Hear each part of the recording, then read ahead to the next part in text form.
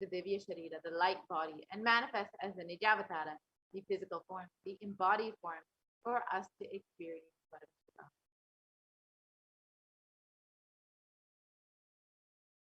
And for example, Devi Parashakti expresses through the being of Rajrajeshwari and manifests as the Nijavatara, the physical form of Devi Meenakshi.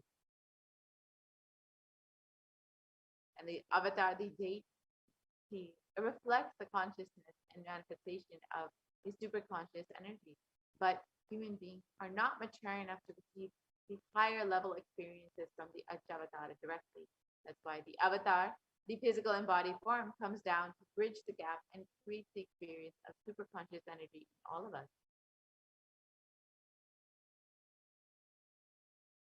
And the Bhavasamadhi Darshan awakens your Kundalini Shakti, which is the latent potential energy in every human being. This influx of superconscious energy visibly slows down the aging process and improves immunity to disease. And during the darshan, the whole brain comes alive, turning into a superconductor of conscious energies that heals, empowers, and transforms our lives. And during the Bhava Samadhi Darshan, our neurons mirror that of the avatar. The mirror neurons activate and process all the observed movements or information of the avatar just by seeing. So the entire body can silently and without moving receive what is happening elsewhere through a process of direct observation, experiencing the superconscious energy radiated by the avatar. And Akashic readings are not predictions. They are readings from the cosmic archive. Beyond space, creation and destruction happen simultaneously. In the dimension of time starts the past, present, and future. And because Akashic records are stored in the Akasha, the space dimension, there is no past, present, and future. That is why what you call as happening, yet to happen, are clearly already recorded.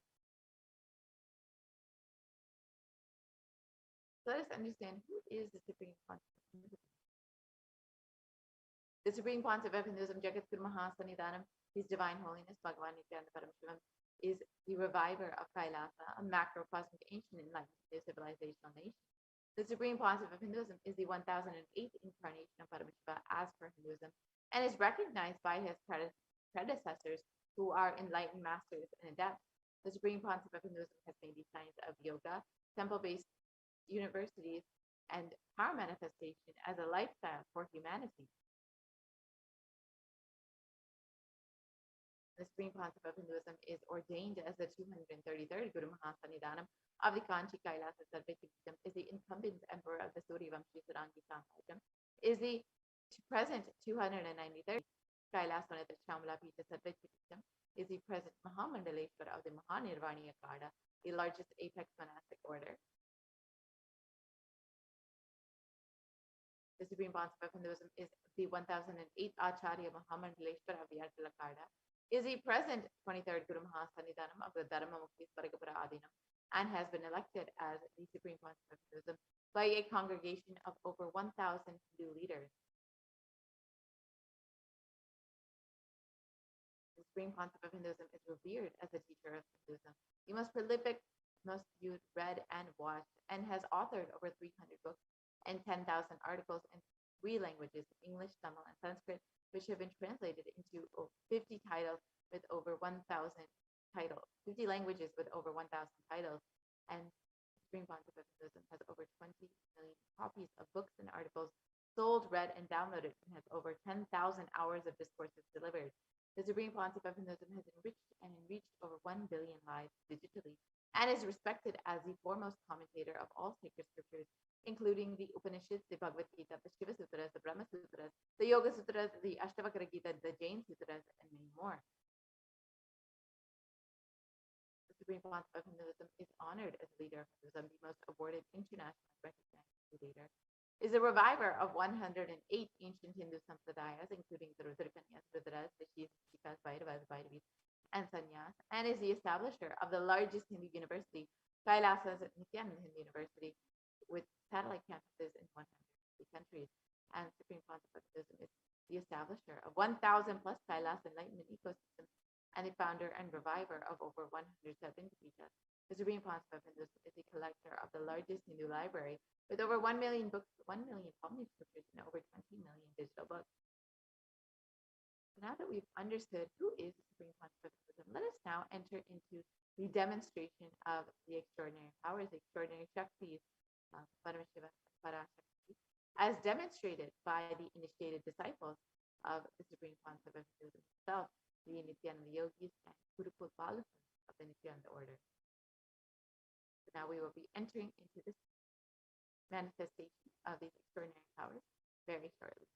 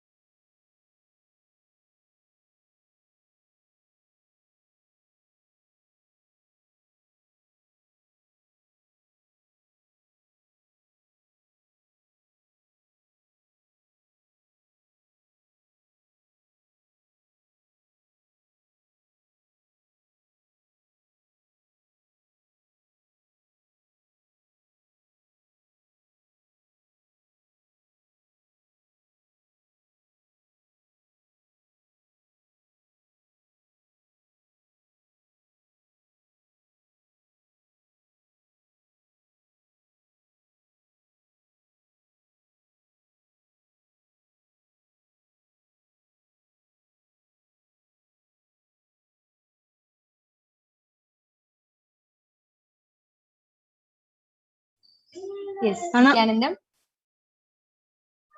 Let us now move on to the next segment, which is the manifestation segment, the manifesting of the extraordinary Shakti.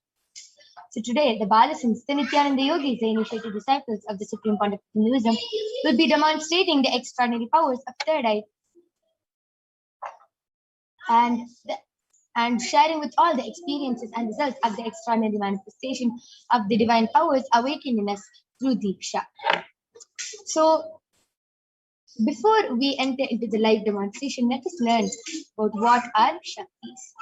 Shaktis in the Vedagamas are the source scriptures Shaktis in the Vedagmas is described elaborately by Paramashivoham as a system, as a method and a science for human beings to explore various dimensions and experience powers and have new possibilities awakened in them. And Swamiji beautifully says that just with the cognition that you are the divine and that you need to manifest the divine, you can manifest these extraordinary Shaktis, and not with it, you need to reach the divine. Next slide, please. So, what is the difference between Shaktis and Siddhis? Shaktis express from the space of enlightenment and as a side effect of feeling connection with the divine and high integrity with the Guru. Shaktis are the source of enlightenment. Siddhis are the powers that manifest from tapas or penance for enlightenment. Siddhis are on the path of enlightenment. Shaktis are the powers which manifest through ordinary human beings in extraordinary ways just with initiation from the avatar. And Shaktis are permanent. Siddhis, whereas, are not permanent and they may divert you from enlightenment. So, who is Paramashiva? And who is the source of all these Shaktis? Paramashiva is the primordial divinity in Hinduism, the ultimate reality and cause which is self-effulgent, Swayam Prakasha, all-pervading, unchanging beyond time, space, form, and causality. At the fundamental base of Avyakta, the unmanifest, and Vyakta, the manifest existence, he performs the Panchakriya, or the 5 cosmic acts of Srishti, Sthiti, Samhara, Prabhava, and Anugraha. Creation, maintenance, rejuvenation, pulling out of delusion, and liberating grace for all living entities. And Paramashiva himself has come down in the form of the Supreme Point of Hinduism, Jagat Guru Mahasamidhanam, His Divine Holiness Bhagavan Nithyananda Paramashivam, as the 1008th living incarnation and representation of Paramashiva and the reviver of Kailasa, the ancient enlightened Hindu civilization nation, which is the great cosmic borderless Hindu nation. And ever since the beginning of the civilization, the Sanatana Hindu Dharma has been the cradle of highly advanced sciences and enlightened beings. And for the first time in modern day, the Supreme Point of Hinduism is reviving these yogic sciences at a record-breaking speed which was never accomplished before. So,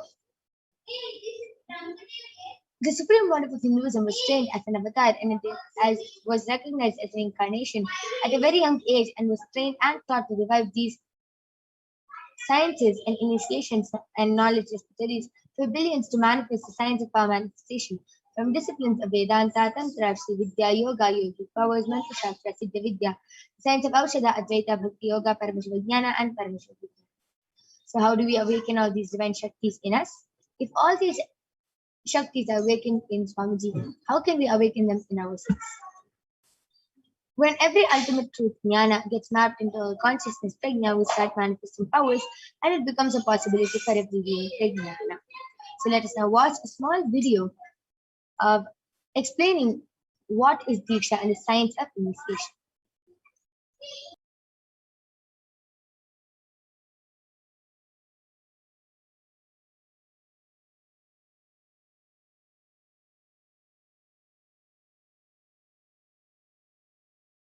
Book Navaratneshwara states, Sarva Samapi Dikshanam Mukti.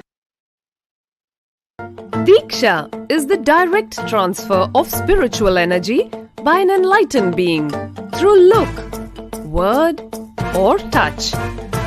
The traditional Vedic book Navaratneshwara states, Sarva Samapi Dikshanam Muktihi Phalamakhanditam Avirodhat Bhavantyeva Prasangyastu Bhuktayaha.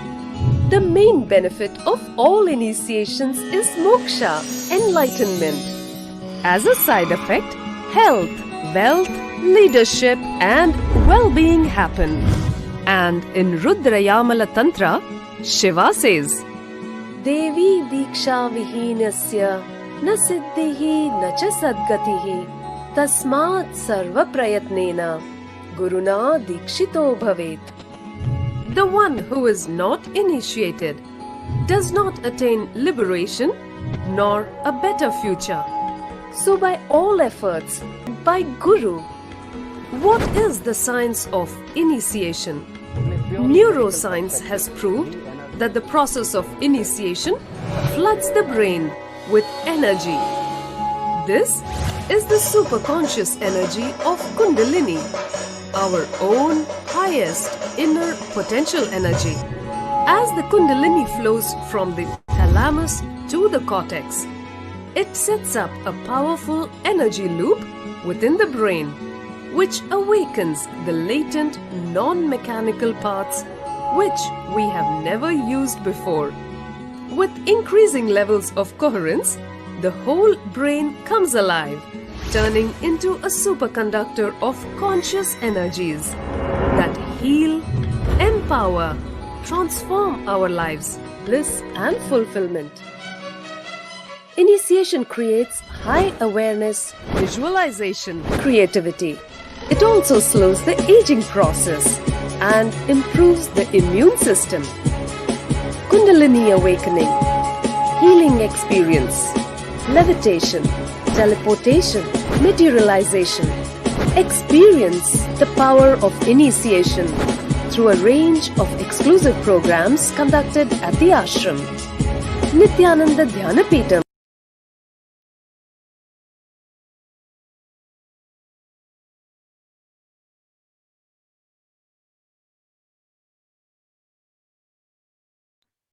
Yes.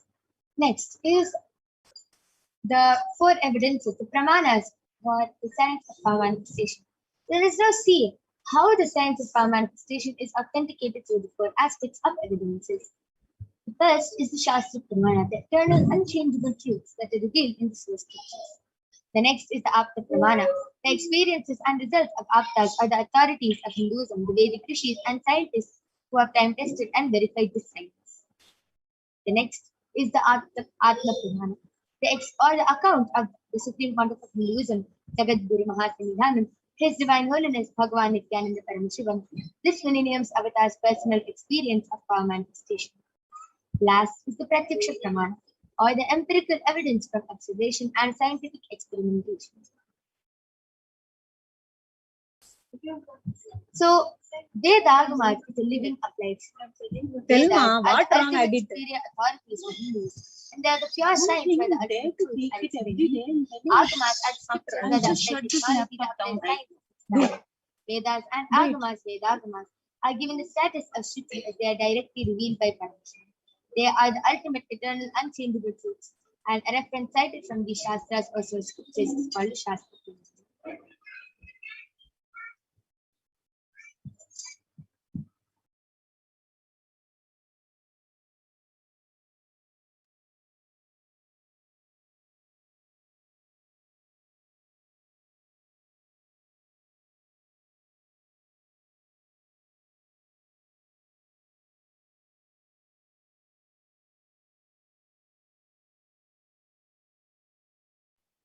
So let us now get ready to witness a very unique and exciting demonstration of the power of breathing. So the first is the Shastra Pramana. Let us listen to the Shastra Pramana. Sutra 34, Dharana 11. Kapalantar manonyasa ishtanmilitalochanaha kramena manasodadhyat lakshaye lakshyamuttamam. The translation goes, by fixing the mind on the inner space within the crown center and sitting stably without any movement, having the eyes closed in succession, by that stability of the mind and inner space, through the power of the third eye, one directly sees the ultimate goal Lakshyam. By having the vision beyond the sight that reveals any object or place, attaining the space of oneness with the source Paramashiva. Next is the Apta Pramana, where Bhagavan Shri Krishna initiates Arjuna into the power of third. Bhagavan Krishna says to Arjuna, Natu mam shakyase drashtum anenaiva sachakshusha divyam mite chakshuhu asya yogamaishwaram. But you cannot see my cosmic form with these physical eyes of yours. Therefore I grant you the divine third eye. Behold my cosmic opulence. In the Hindu Purana, the Srimad Bhagavad Gita, Bhagavan Krishna initiates Arjuna into the power of third eye to behold his Vishwarupa Darshan, the vision of his cosmic form. The 11th chapter of the Srimad Bhagavad Gita, which contains the description of Bhagavan Sri Krishna, its cosmic form, is completely narrated by Arjuna as he sees Bhagavan Krishna through the third eye. And next is the Atma Pramana from the life of Swamiji himself. The first experience is that I was able to see everything around me, above me, the whole 360-degree, 10 direction, below me, everything. I realized not only I was able to see, I was able to feel, experience. I felt that the skin of the stone on rock on which I was sitting and the skin of this body both carry me equally. In both I exist equally. The setting sun, rising moon, the whole Arunachala hill, all the plants, bush, shrubs, trees, everything, everything, everything. Just became so alive. The idea, something is inside,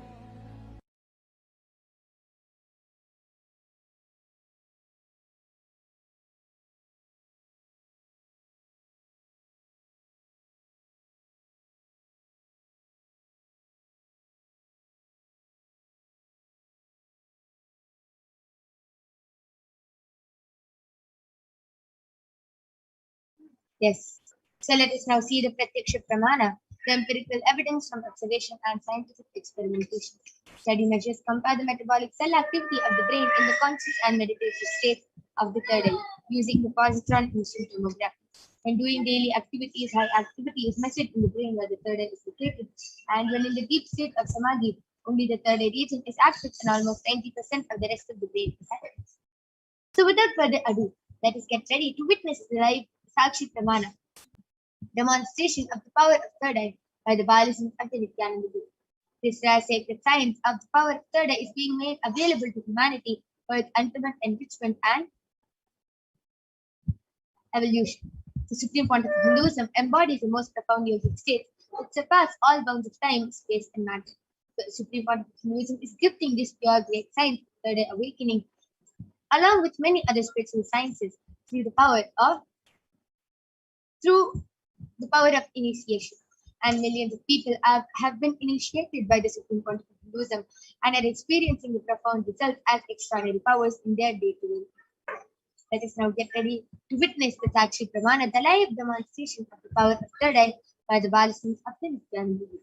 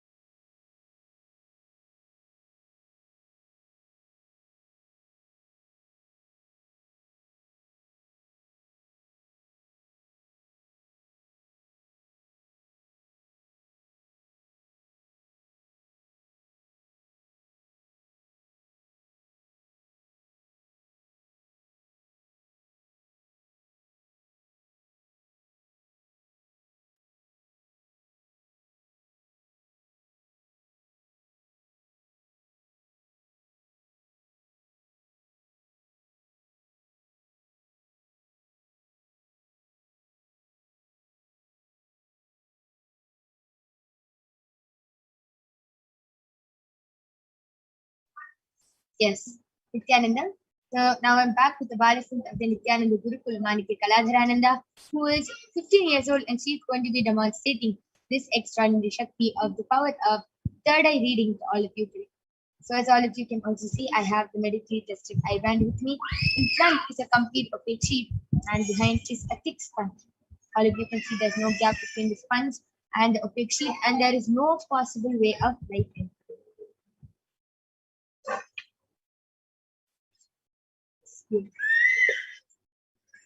So all of you can see I'm unstrapping the eye band in front of all of you.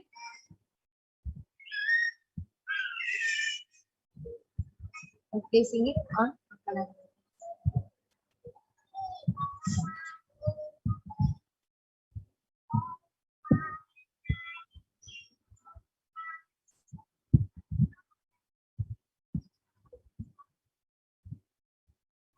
Yes. Now, Kaladhara, are you comfortable? Now, could you just put my eye band in the middle?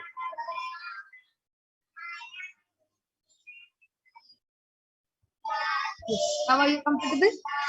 Pull the side of the eye band. Yes. Now, are you comfortable? Yes. So, now I request the YouTube comments to be projected. All of you are requested and encouraged to go ahead, post anything you want in the Kailasas HDH Nithyananda YouTube channel. You can post letters, numbers, words, sentences, anything you want, emojis, and Ma Kaladhara will be reading it out live. I request the latest comments to be projected. I request the latest YouTube comments to be projected. Yes, just before that, Makaladra, I request you to turn to your right, left, up. Yes, you can see there's no gap and beautiful. I request the latest YouTube comments to be projected.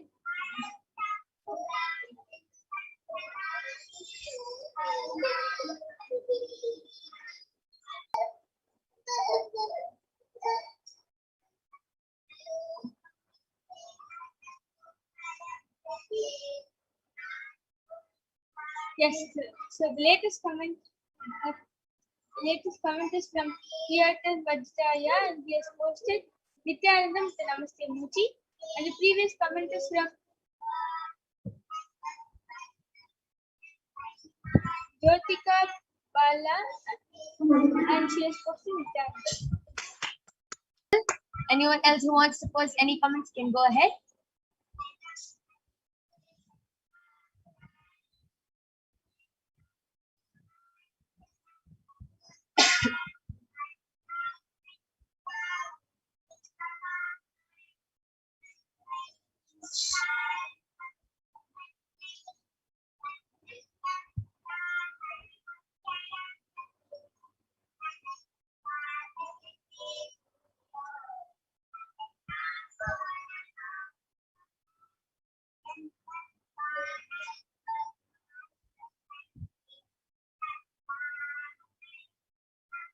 Yes. So Ma Celine has posted a star emoji and a small plant with two emoji and a thunder emoji with a two pink color heart, dark pink color heart emoji. Manikya Mahajananda has posted my daughters with an exclamatory mark and Nithyananda exclamatory mark. Wow. Amazing. That was a very beautiful and extraordinary demonstration of the power of third eye. Now I'm going to be removing the eye band with Ma Kaladhara. All of you can see the eye band is completely intact. Yes. And with this, we will be back with the power of body scanning and remote vision right after a short break.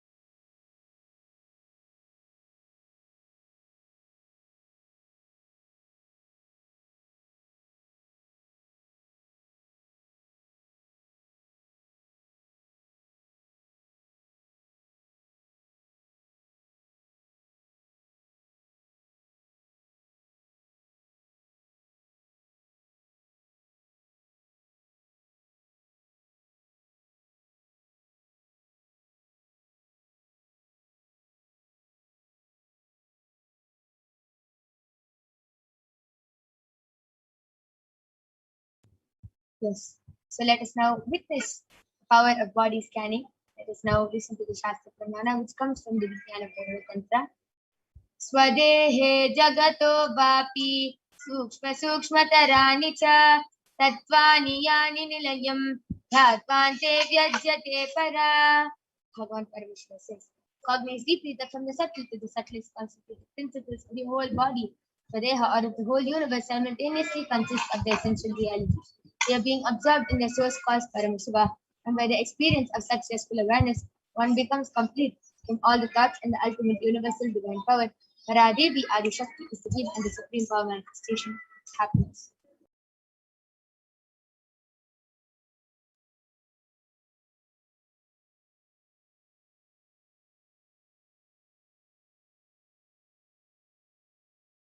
Yes. Next is the Apta Pramana, which comes from the life of a Siddha named Teriyar. Teriyar was a Siddha and one of the prominent disciples of Agatya. One day, a man suffering from severe headache comes to Agatya for healing, and Agatya uses the power of body scanning and identifies the root cause. It reveals that there is a small Teriyar like a frog sitting in the person's brain.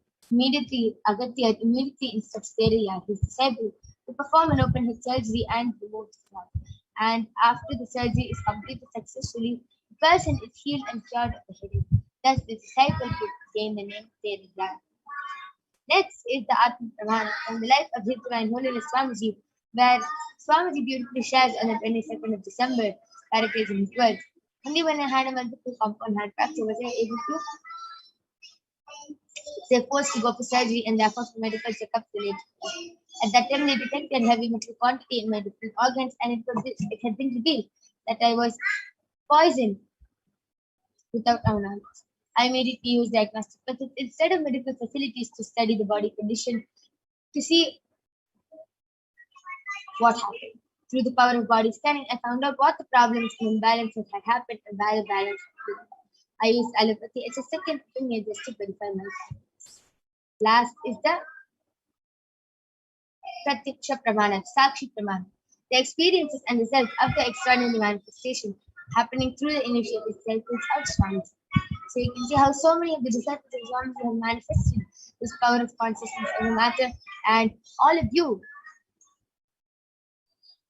who have manifested the power of body scanning, and all of you are going to be witnessing this extraordinary Shakti now. So we'll be back right after a short break.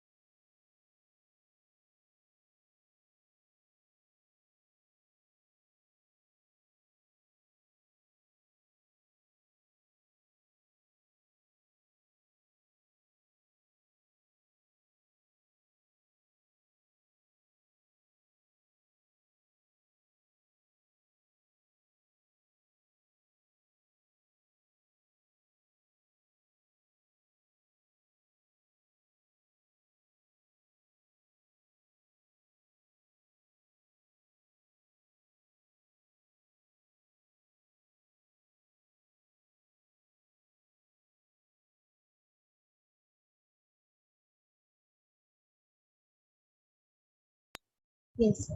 So I request all of the participants or all the viewers who are watching now, please go ahead and start posting your comments in the Kailasa's HDH Nithyananda YouTube channel.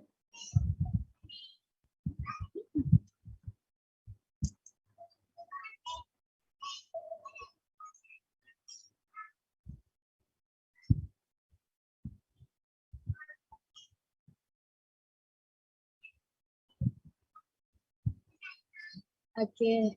Ma'am Hajilendra Siddhananda has posted, Ma Kaladra, your live practice sessions are growing more and more powerful by the day. That's beautiful. Vikrant Wag has posted, Ma, can you heal my concentration issues and lack of interest and fatigue issues? And Ashok Patel, his person, Nithyananda, ma request you to scan Sandesh, not had his content. Ma Saranka Vidya Karan has posted, please scan my body and also feel my powerless system. And Payata Vachi has also requested for a body scan. Yes. So yes, I'll surely be doing the body scanning for all of you now.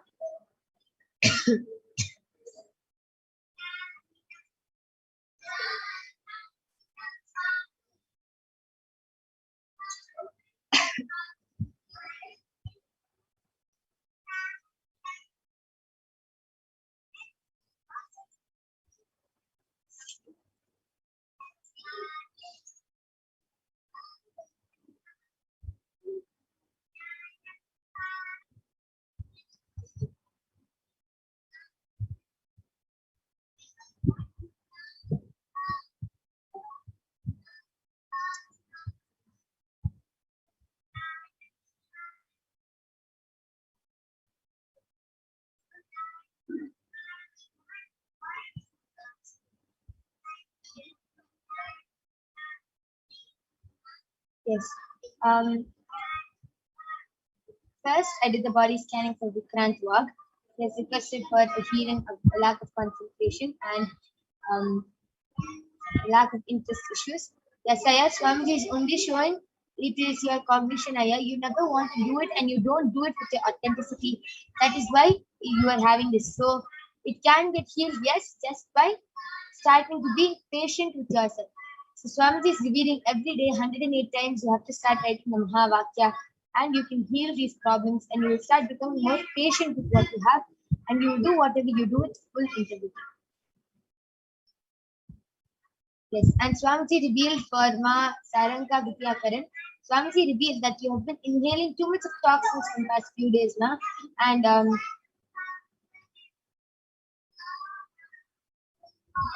due to all the I was able to see that due to a lot of burning of plastic and all that smell you've been inhaling for past few days, and Swamiji revealed that it's affecting your lungs and you're starting to feel suffocated and choked because of that. Swamiji is revealing that what you should do for that is that you should start burning neem leaves in your house and every day do the Trine Kumbhaka for in the morning 11 times. Yes. And so I'm going to now be doing the body scanning for Ashok Patel Aya's, for the person who Ashok Patel Aya has requested for.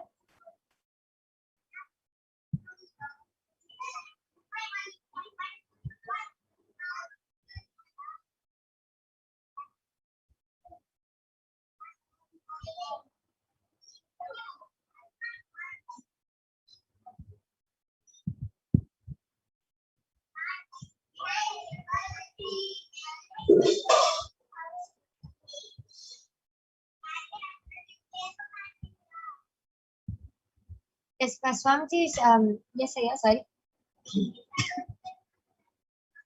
Swamiji is showing that Aya is not living in a good ventilated area. So there's a lot of humidity in the house and the air is not going and coming in properly. And because of that, he experiences a lot of suffocation. And he not only that, he feels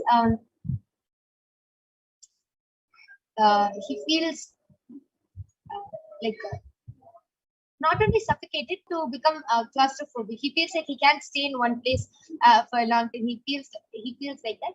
That is because of the ventilation area, and he is also facing some urinary infection. And Swamiji is showing it is actually from starting internally, and he slowly seeing few symptoms outside. Swamiji is showing it's not so serious, but you should immediately attend to it by drinking a lot of buttermilk every day. Just drink, he has to start drinking a lot of liquids every day and he'll be healed. And yes, I'll be also doing the body scanning for Marceline.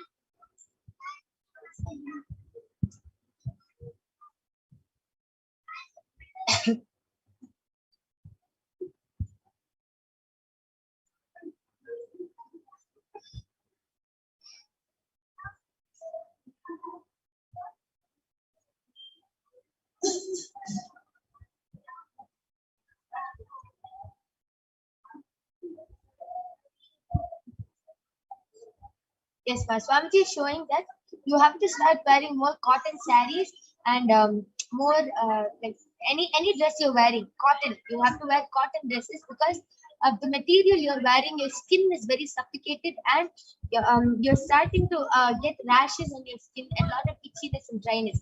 So that is because your skin is not able to breathe freely. So you have to start wearing cotton dresses, especially the Mangaligiri cotton is the best one. Swamiji is revealing that you have to also start doing the Vyasa Nirahara Samyama. The Vyasa Nirahara Samyama will really help you. And Mahadhananda Nithyananda has requested for a scan for her husband's gut and digestive tract, that he has pain and discomfort along with, and he has given his consent. Yes, ma'am.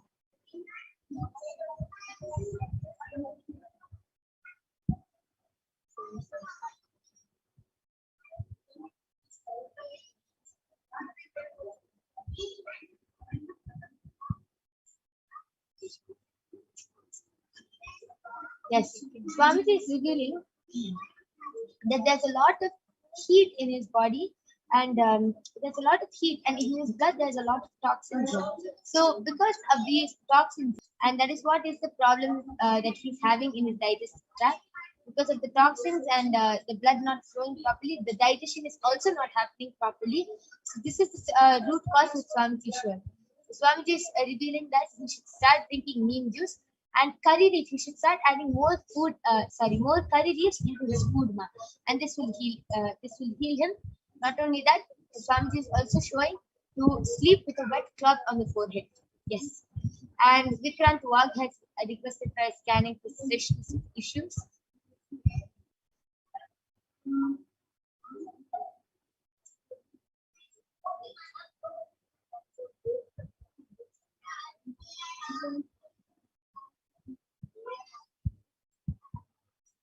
Yes, and Aya Swamiji is showing your stress issues is nothing but confusion. You are not clear any decision you take. You are never authentic to that decision, and you are not clear with what you want to do. That is why you get stressed, you feel overwhelmed, and you feel power. You have to complete this cognition by this will the Mahavakya will help with this. So you start writing Mahavakya every day, and you will see everything gets feel right. Yes, and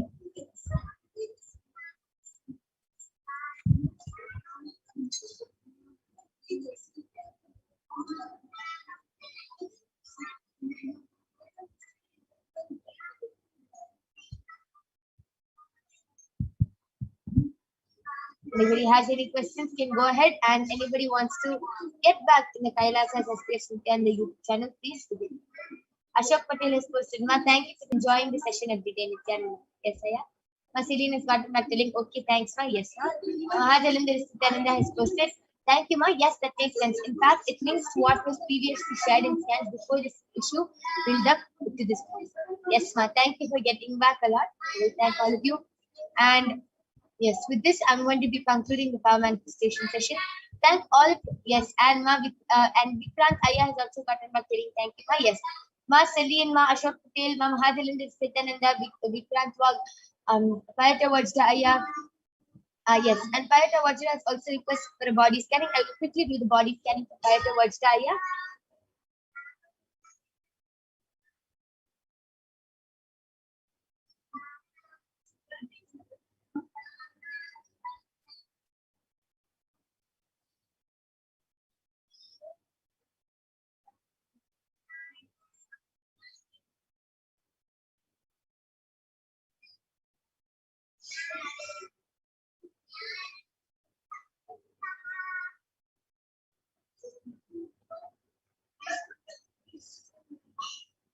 Yes, Aya. Swamiji is revealing that. Yes, Aya. Swamiji is revealing that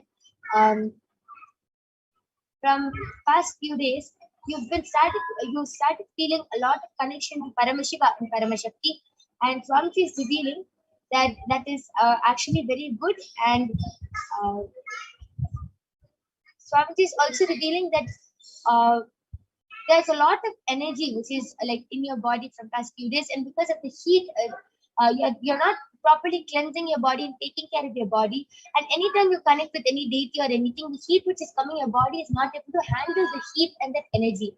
So Swamiji is revealing that for the next few days you have to start doing the Rama Nirahara Samyama, and like in the next 11 days you can do the Rama Nirahara Samyama, and make your, by doing the Nirahara Samyama, you're cleansing your body and making your body stronger for to hold energy, to hold to receive all these darshans from Swamiji. This is the only thing that Swamiji is revealing here. And yes, so Parata Vajraya, Vikrant Swagaya, Ma Mahadevendra Nithyananda Ma Salim, Ashok Patelaya. We thank all of you for joining us in this Kailasa's Parashakti Akashic reading program and in this power manifestation session. And now I'm going to be concluding the power manifestation session. I thank all of you for joining us. And yes, Parata Vajraya has gotten back telling yes, not yes. Thank you, Aya. And yes, with this, we would like to conclude this power manifestation session. Thank all of you for joining us. Please stay tuned for the upcoming segments. Thank you, Nithyananda. So we'll be having our further acharyas joining with us in after a short break.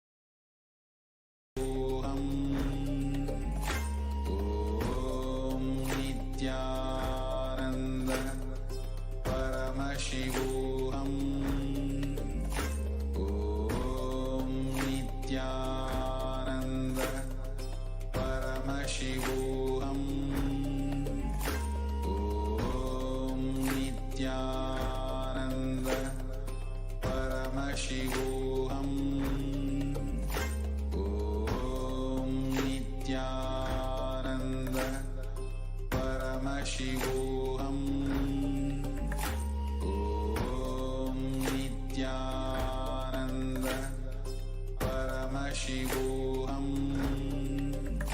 Om Nithyananda Paramashivoham.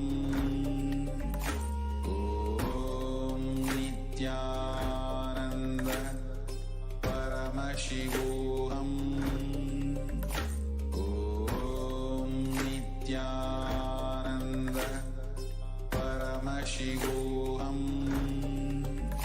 Om Nithyananda Paramashivoham. Om Nithyananda Paramashivoham. Om Nithyananda Paramashivoham. Om Nithyananda Paramashivoham. Om Nithyananda Paramashivoham. Om Nithyananda Paramashivoham. Om Nithyananda Paramashivoham. Om Nithyananda Paramashivoham. Om Nithyananda Paramashivoham. Om Nithyananda Paramashivoham. Om Nithyananda Paramashivoham. Om Nithyananda Paramashivoham. Om Nithyananda Paramashivoham. Om Nithyananda Paramashivoham. Om Nithyananda Paramashivoham. Om Nithyananda. Nithyananda, everyone. Welcome back. So now we will be getting into the next segment of this program where all of us will be learning about the divine feminine consciousness, about who is Devi Parashakti. So let us first look at a Dhyana Shloka of Devi Parashakti, which comes from the Lalita Sahasranama Dhyana Shloka. Sindhuraruna vigraham trinayanam manikya mauli spurat taranayaka shekharam smitamukhim mapina vakshoruham panibhyam alipurna ratna chashakam raktotpalam biprathim saumyam ratna gatastha rakta charanam dhyayet paramambika. And the translation for this verse is: the Divine Mother is to be meditated upon as shining in a vermilion red body, with the triple eyes, sporting a crown of rubies studded with a crescent moon, a face all smiles, a splendid bust, one hand holding a jewel cup brimming with need, and the other twirling a red lotus.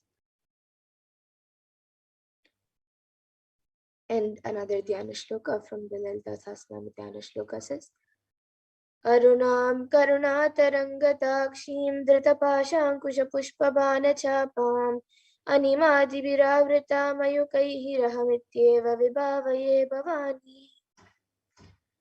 And the translation for this verse is: I meditate on the great Empress. She is red in color and her eyes are full of compassion. She holds the noose, the gourd, the bow, and the flowery arrow in her hands. She is surrounded on all sides by powers such as anima for rays, and she is the self within. And Devi Parashakti is the ultimate pure feminine consciousness. Parashakti is the cosmic mother. It is her cosmic womb from which billions and millions of universes come out and go in, and the source where the Big Bang and black holes go on and on. Parashakti is the source Shakti, the source energy, and the source power, from which all of us came, in which all of us are in even now, and in which all of us are going to merge. And out of her extreme love and compassion, Devi Parashakti herself is manifesting through the embodied form as the Nija Avatara of the Supreme Point of Hinduism, Jagat Guru Mahasannidhanam, His Divine Holiness, Bhagavan Sri Nithyananda Paramashivam, and gracing us, answering all of our questions, attending to our prayers, giving boons, healing us, revealing our past, present, and future, delivering profound spiritual truths, and ultimately giving us the experience of Paramashivoham itself.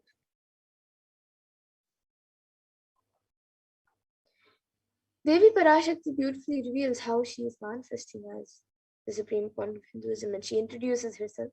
She says, raising as Omkara, expressing as Vedas and Agmas, blossomed as Srimkara, filled as Parashodasi, living in 40 triangles, the Kailasha Swami who is in Kailasha, Sri Parachintamani, Parashodasi, sitting as part of Paramashiva, Parameshwari, who rules the world, Paramashakti, Manonmani, Meenakshi, as Nithyananda, I took Nijavatara here to give good boons to everyone, to bestow all goodness. Hiranya Garbha Swarupini, Brahmanda Yoni, Shami, Chandramauli, Rapala, Aparna, Uma, Parvati, Savitri, Navayovana, Samraji Lakshmi, Parameshwari, Parashodasi, Meenakshi. Taking the form of Nithyananda, I came here as Nijavatara. With great compassion and blessing, listen people. To do good to all of you, I took the form of Nithyananda and came down as Nijavatara. And Devi Parashakti continues to say, raising in Omkara, blossoming as Shiva, Shiva manifesting the source of existence, powers of existence, expression of existence, from the oneness of Om, blossoming into two as Prakriti and Purusha, blossoming as three Shaktis, Icha, Kriya, and Jnana, growing as 4 Vedas, expanding as 5 Panchabhutas, beyond 6 chakras, filled as Gotras of 7 Rishis, expanding as 8 directions, existing as 9 Grahas, blossoming as 10 Indriyas, being as 11 Rudras, creating all the worlds, bringing life to tell and make truth blossom and to do good. Parashodasi, Meenakshi, in the form of Nithyananda, I came to bless every one of you. So now let's see how we can receive Devi Parashakti. So literally you are seeing Paramashiva and Parashakti at that moment. She is there on your screen, so you can receive her in a very traditional way. You can keep 2 beet leaves, 1 banana, 1 betel nut, and a coin in front of the screen as you watch Devi Parashakti. And this is what a coin is considered as. A coin in the Hindu tradition is actually considered a dakshina.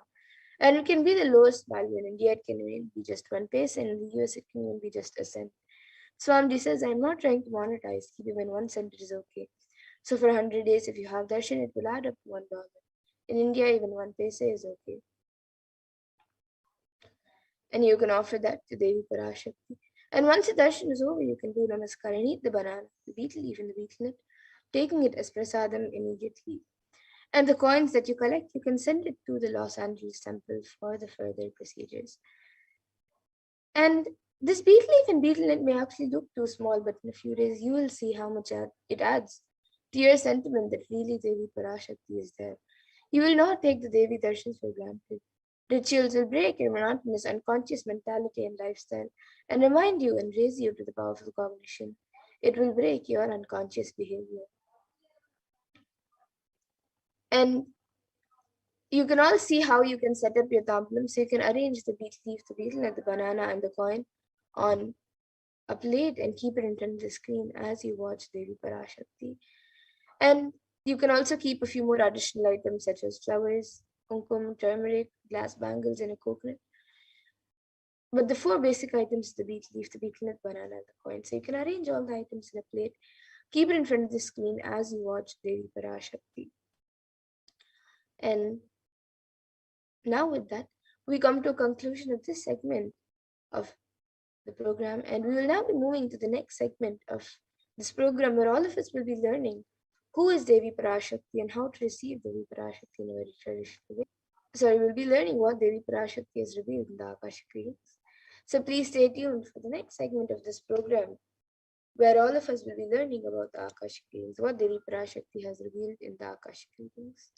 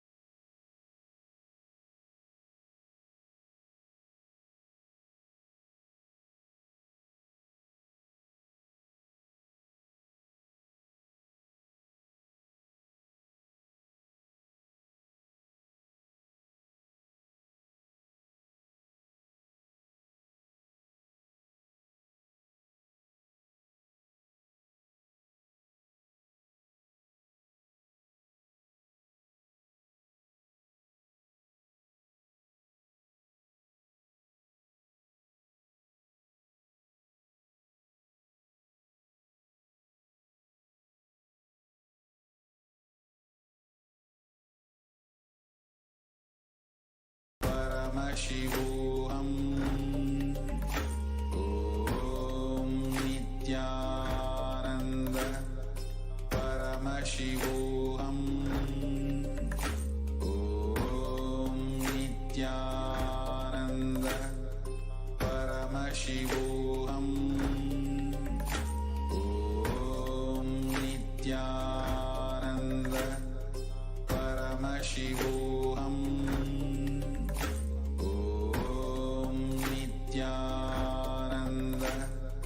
Paramashivoham. Most easiest, most powerful, most inspiring, most exciting way to connect with life as the form of mother. Navaratri is the time to connect with cosmos as mother. Celebrate cosmic mother. This 9 days we worship mother, worshipping divine feminine. யாதுமாகி நின்றாய் காளி ஓம் காளி ஓம் சக்தி ஓம் காளி ஓம் சக்தி ஓம் சக்தி ஓம் சக்தி ஓம் சக்தி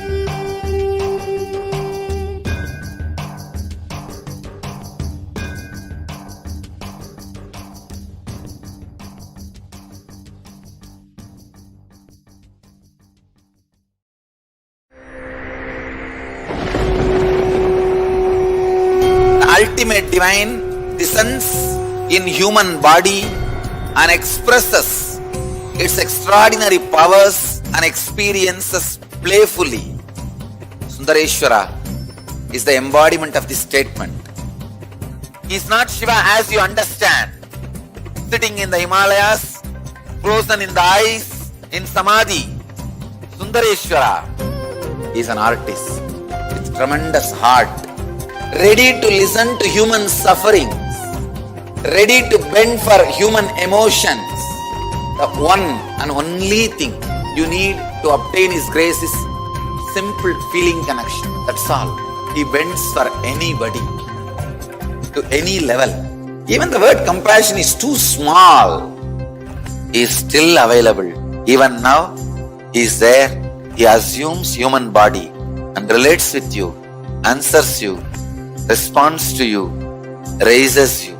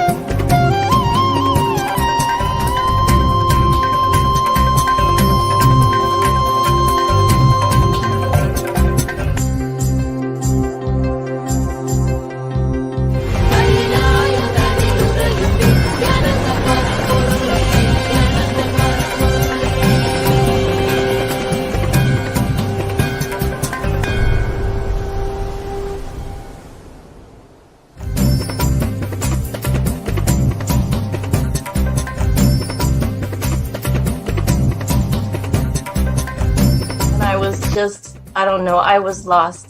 And then he was done speaking, and just tears just started pouring out of my face. I'm just like, ugh, I don't know what just happened. It was just like unbelievable, just unbelievable. I was just, I'm shaking now just remembering it. I don't know what shifts inside you. It's just, I literally felt the strong initiation happening at that time when Swamiji blessed. I don't know, it just puts you in some different world altogether, and suddenly everything seems possible. Everything seems, like that impossibility is in that 1 second, one fraction of a second, that impossibility drops from you. And you just, everything seems possible, that you get into that space of possibility.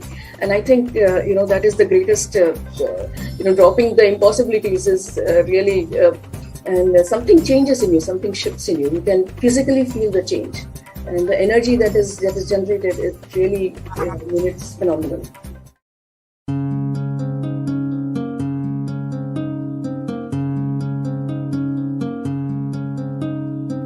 There are some gods, 9 unknown gods. The moment you Venkateshwara, Balaji, I tell you, people give so much for Venkateshwara because he does the job. He's a 9 unknown god. There's a village folk story where Venkateshwara borrows from Kubera for his marriage and he's still paying the debt. Venkateshwara takes the responsibility of reserve to reserve. This whole story, beautiful story of Venkateshwara is an amazing concept. He is making Yaksha into Lakshmi. He is making the reserve to reserve. It's an amazing truth.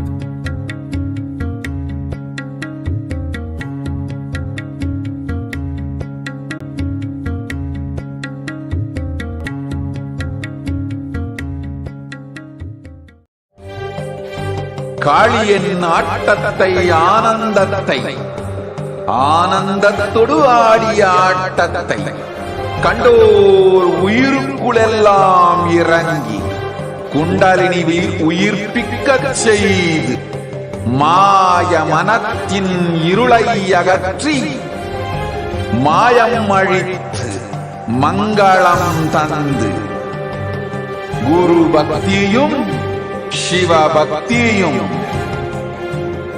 Paramasiva பக்தியும் பரமசிவ சக்தியும் அளிக்கின்றேன். மனமாயை விடுத்து குரு பதத்தை பற்றுங்கள். நித்யானந்தமாய் நிஜாவதாரமாய் வந்துதித்த என்னை பற்றி வாழ்வில் எல்லா நலமும் பெற்றிடுங்கள். ஓம் ஓம் ஓம். யாதுமாகி நின்றாய் காளி, ஓம் காளி ஓம் சக்தி, ஓம் காளி ஓம் சக்தி, ஓம் சக்தி ஓம் சக்தி ஓம் சக்தி. ஓம் ஓம் ஓம் ஓம்.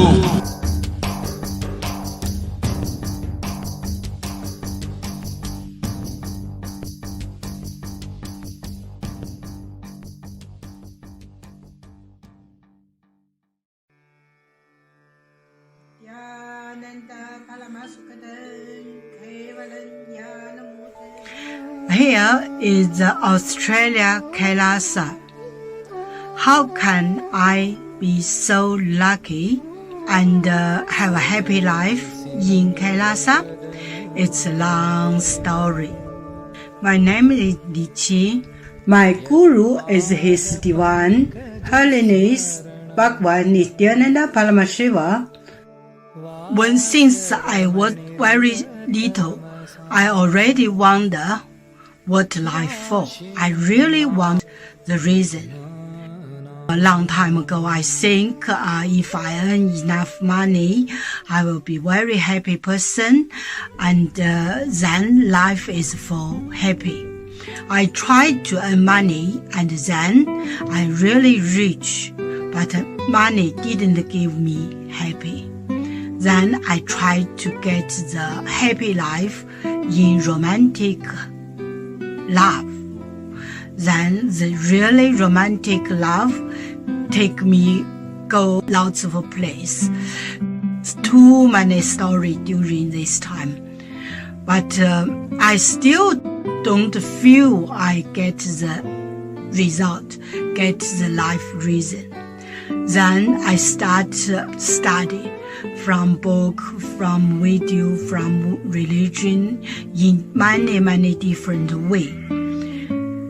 And when I study Buddha, that time I really appreciate Buddha gives so much intelligence to me about life. But I don't think study is enough for me. I want to be Buddha.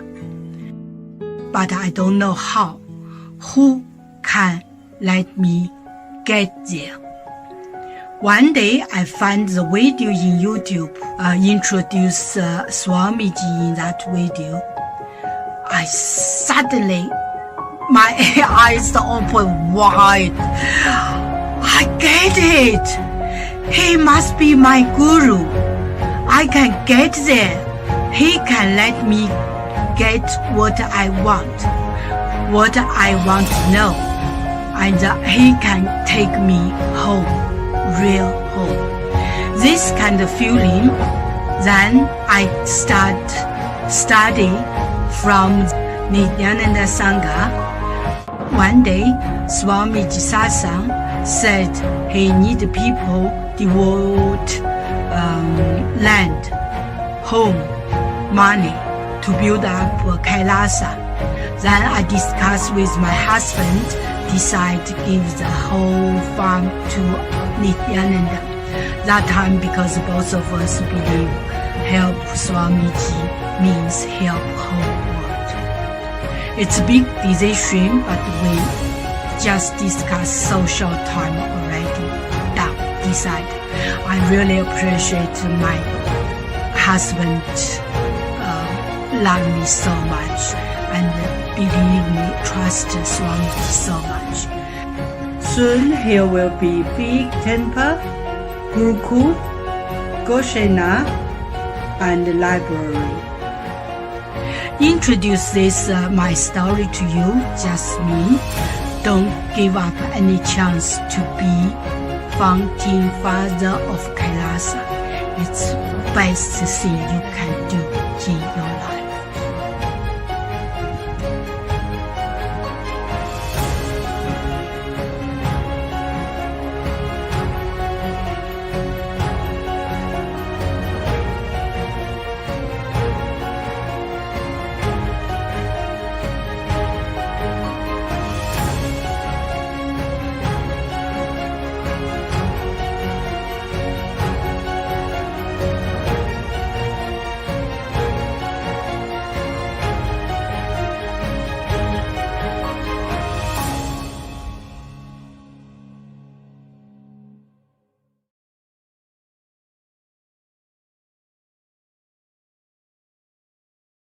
Just be alive for next 3 years. Don't die within next 3 years.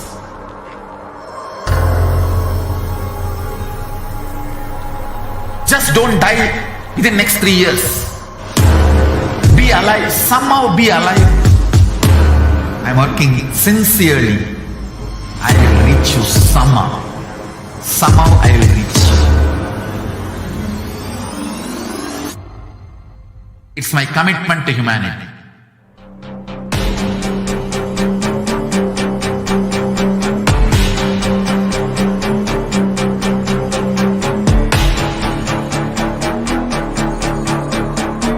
Just don't die within the next 3 years. I will reach you wherever you are, whichever corner of the world you may be. I will reach you with enlightenment. You manifesting the space, state, powers, being Paramashivoham. It is possible, and it is possible for you.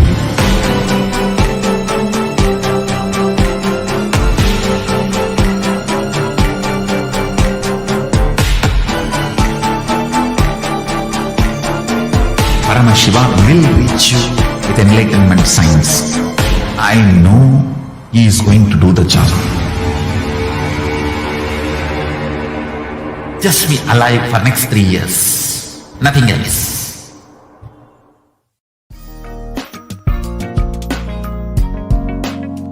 We get you health. We get you ability to build beautiful relationships in your life. We get you direct spiritual support, and we make sure you become wealthy.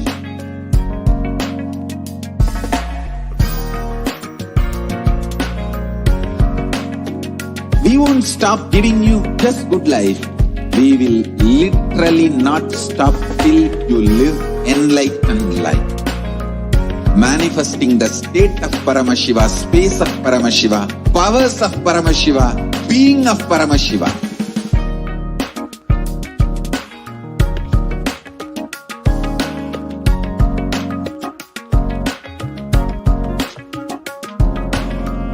Whole world should become e-Kailashian. I want the whole world to know Hindus have something great to contribute to the world.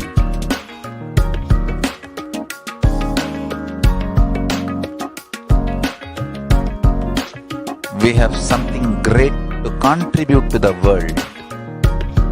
Let us do that.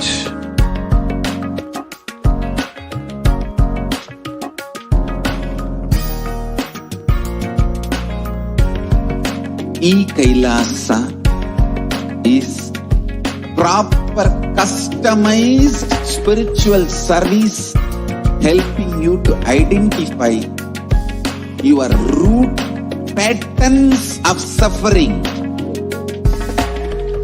We have perfected the science of helping every individual from every cultural, religious, nationality background.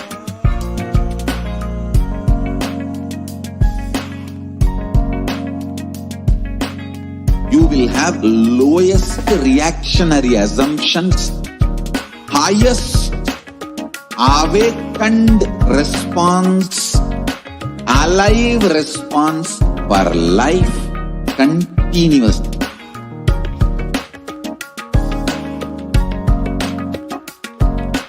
E-Kailasa is Yes.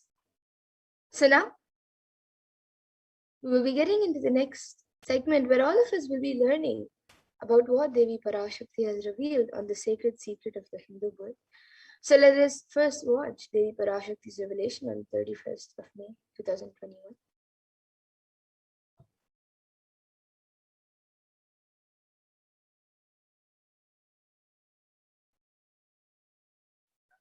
நன்றாய் கேட்டுக்கொள். உன் கேள்விக்கு உன்மூலமாய் உலகெங்கும் இருக்கும் இந்துக்கள் எல்லோர்க்கும் அளிக்கின்றேன் உத்தீரம். ஏற்கை பத்தீரம்.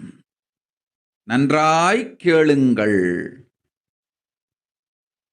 பிறப்பின் ரகசியத்தை பிறப்பிலா பெருமை உடைய பரமேஸ்வரி சொல்லுகின்றேன் கேளுங்கள்.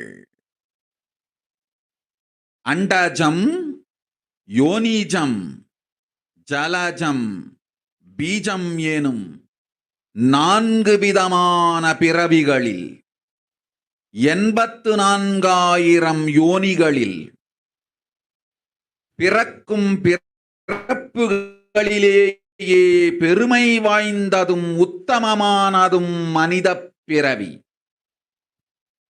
அந்த மனித பிறவியிலும்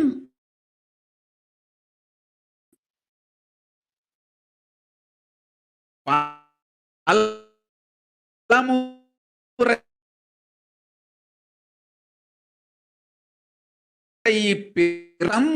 காமம் எனும் ஆசைகள், துக்கங்கள், அச்சங்கள் அனைத்திலும் அழன்று உழன்று இனி வேண்டாம் இப்பிறவி, வேண்டுவது மோட்சமே என்று முடிவெடுத்தோர்க்கு மட்டுமே ஹிந்து மத யோனிஜம், ஹிந்து பெற்றோர்க்கு பிறந்திடும் சனாதன ஹிந்து தர்ம யோனிஜம். மனித பிறவி உத்தமம், சனாதன ஹிந்து தர்ம மனித பிறவி உத்தமோத்தமம். இந்த உத்தமோத்தம பிறவி எடுத்த எல்லோருக்கும் ஜீவன் முக்த விஞ்ஞானத்தையும் சனாதன தர்மத்தையும் காக்கின்ற கடமையும் உண்டு. அதனால் வருகின்ற நன்மையெல்லாம் அனுபவிக்கும் உரிமையும் உண்டு. இந்த கடமையை செய்வோம் என்று சத்தியம் செய்ததனால்தான் அந்த உரிமை அளிக்கப்பட்டது. பூமிக்கு வந்தபின் மனம் மயங்கி மதிமயங்கி சனாதன தர்மம் காக்க மறந்ததனால் மாயை அவர்கள் உயிரை பறிக்கின்றாள். நன்றாய் புரிந்து கொள்ளுங்கள். உயிரை கொடுத்தாலும் தர்மத்தை காப்போம் என்று உறுதி எடுத்தவர்க்கே சனாதன இந்து தர்ம யோனிஜம் அளிக்கின்றேன் யான். உடல் பெற்ற பிறகு ஊழிப் பெருவலியால் ஆசை அச்சங்களை உதறவிடாது, உதறியும் விடாது சனாதன இந்து தர்மம் காக்க மறந்தோரை உயிர் வாழத் தகுதியில்லாதவர் பட்டியலில் உடனடியாய் மாயை சேர்க்கின்றாள். அதனால் ராட்சசர்களும் அசுரர்களும் தானாகவே இவர்கள் உயிரை எடுக்கின்றார். நன்றாய் புரிந்து கொள்ளுங்கள். உயிரை கொடுத்தாலும் தர்மம் காப்போம் என்று நிற்பவர்க்கு நிலைத்திடும் வீரஸ்வர்க்கமும் கைலாச பதவியும் எக்காரணம் கொண்டும் தர்மம் காக்க மறந்த உத்தமோத்தம ஜனனமான சனாதன இந்து ஜனனம் பெற்ற மக்களுக்கு இல்லை வேறு கதி. சனாதன இந்து தர்ம மனித ஜனனம் உத்தமோத்தம மனித ஜனனம். உங்கள் உரிமை உலகில் அதிகம். உங்களுக்கு கடமையும் உலகில் பெரிது. தர்மம் காத்தாலே கடமை. தர்மம் காக்காதார்க்கு உயிர் வாழும் உரிமை இல்லை.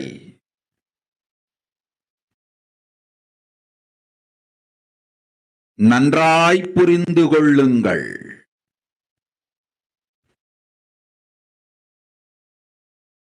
உத்தமோத்தம பிறவியான சனாதன இந்து தர்ம பிறவி எடுத்த எல்லோரும் புரிந்து கொள்ளுங்கள். உங்கள் வாழ்வின் முதற்கடமை தர்மம் காத்தல். தர்மம் காக்க தர்மம் உங்களை காக்கும்.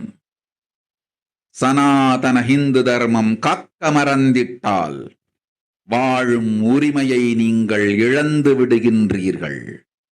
அதற்கு மேல் வாழ்ந்தென்ன அழிந்தென்ன? பூமிக்கு பாரம் குறையட்டும் என்று அசுரர்களும் ராட்சதர்களும் உங்களை உண்டு தீர்க்கின்றார்கள். அதையும் மாயை கண்டு சும்மாவிருப்பாள். பிரபஞ்ச ரகசியத்தை, பிறவியின் ரகசியத்தை உலகிற்கெல்லாம் உத்தரமாய்ச் சொல்லிவிட்டேன். புரிந்து வாழ்வில் நடந்து உயிரை பத்திரமாய் பார்த்துக் கொள்ளுங்கள். அன்னை சொல்லும் அருள் சத்தியம் இது. ஓம் ஓம் ஓம்.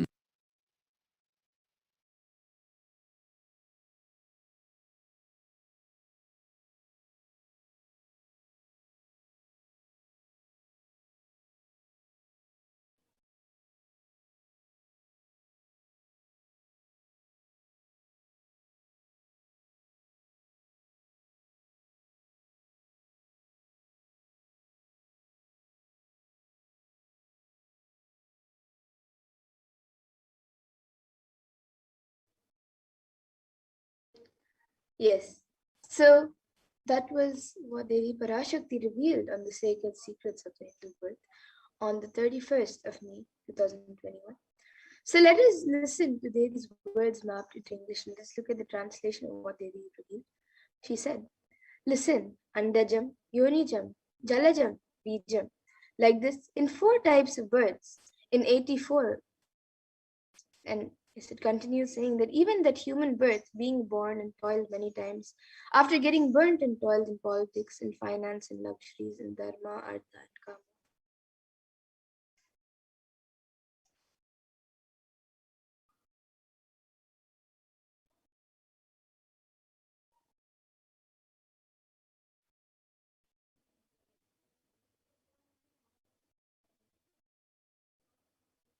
And those who decide of not wanting this birth, wanting only moksha, only those will have Hindu Dharma Yonijam, the Sanatana Hindu Dharma Yonijam of being born to Hindu parents.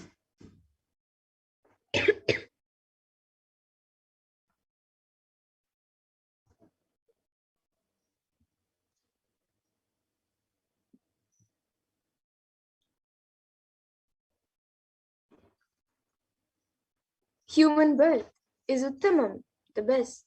Sanatan Hindu Dharma, human birth, is Uttamottamam, best of best.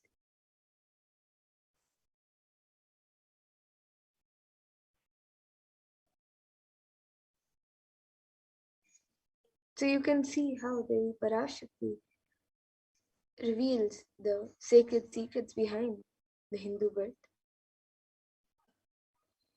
Everyone who took this Uttamottama birth has the responsibility of protecting the science of living enlightenment and Sanatana Dharma.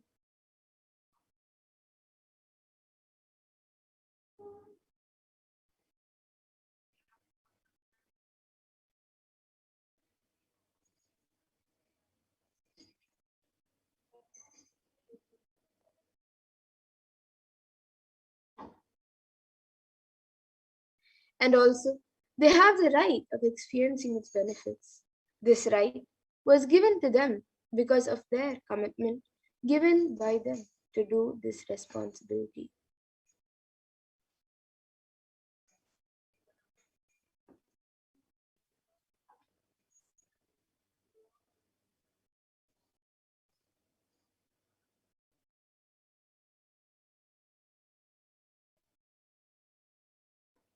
After coming to Bhuloka, by getting mentally deluded and forgetting the dharma of protecting Sanatana Dharma, Maya, she is taking away all their souls.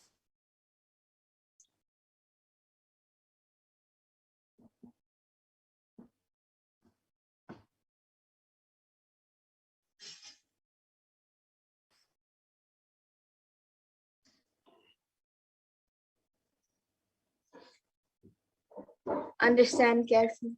I am giving the Sanatana Hindu Dharma Yonijam only for those who will give who gave the commitment of protecting Sanatana Dharma even by giving their life.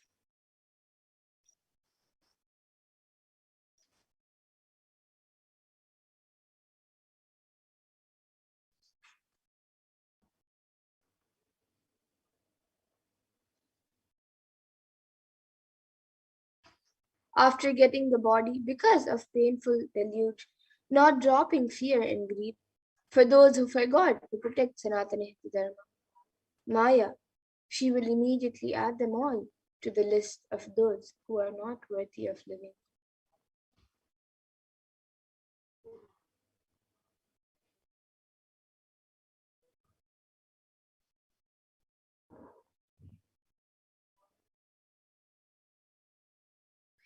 Therefore, Rakshasas and Asuras are automatically taking away their life. Understand properly. For those who stand that even by giving their life, they will protect Dharma, will permanently have Virasvarga and Kailasa Padavi.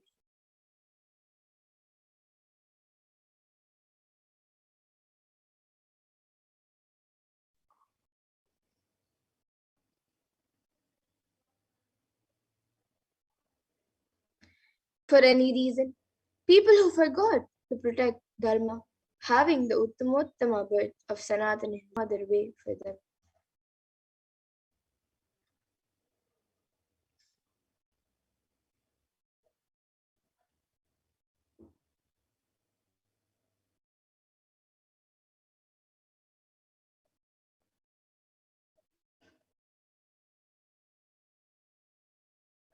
Sanatana Hindu Dharma human birth is Uttamottama human birth.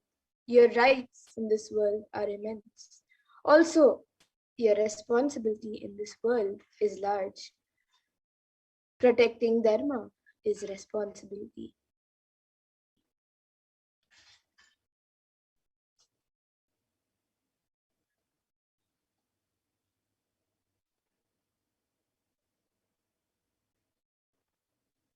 Those who do not protect Dharma, they will not have the right to live, understand properly. All those who took the Uttamottama birth, which is Sanatana Hindu Dharma birth, all of you understand.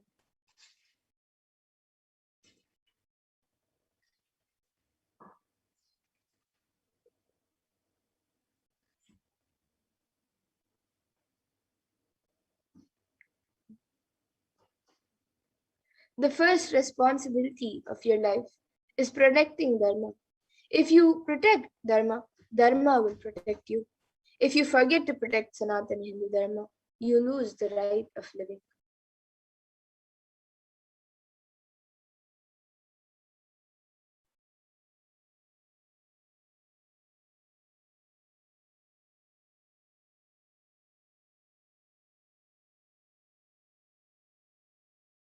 After that, what bothers whether you live or get destroyed? Asuras and Rakshasas will eat you so that the burden on earth is reduced. Seeing that Maya, she will keep quiet. So now let us look at the responsibilities of Hindus. We all just saw the English translation of what they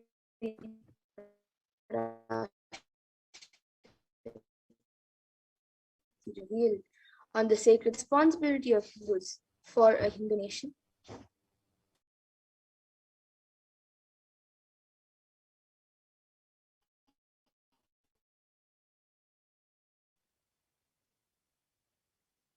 So let us understand what is the responsibility of Hindus as revealed by Devi Parashakti. So ancient yet progressive indigenous spiritual traditions. And it is an open framework model of civilizations, of a civilization that stands for global peace, vegetarianism, non-violence, yoga, worship of nature, temple-based living, then the manifestation of spiritual powers and inherent divinity of every being.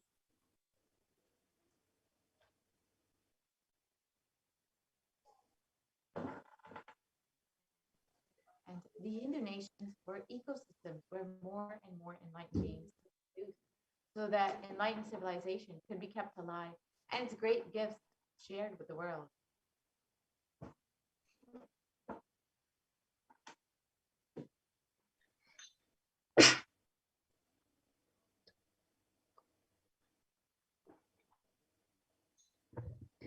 So now let us see the reference of Hindu nations from the Hindu scriptures.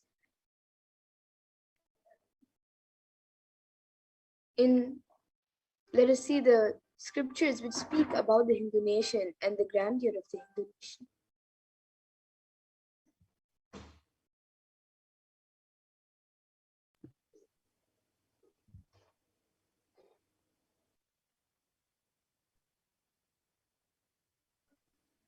So the first was the Rama Rajyam, which was the Hindu nation ruled by Bhagwan Rama. There was no widows to lament, nor there was any danger from wild animals, nor any fear born of diseases. The world was bereft of thieves and robberies. No one felt worthless, nor did old people perform obscurities concerning youngsters. Every creature felt pleased. Everyone was intent on virtue, turning their eyes towards Rama alone. Creatures did not kill one another. So this is from the Valmiki Ramayana, Yuddha Kanda. And the description continues on.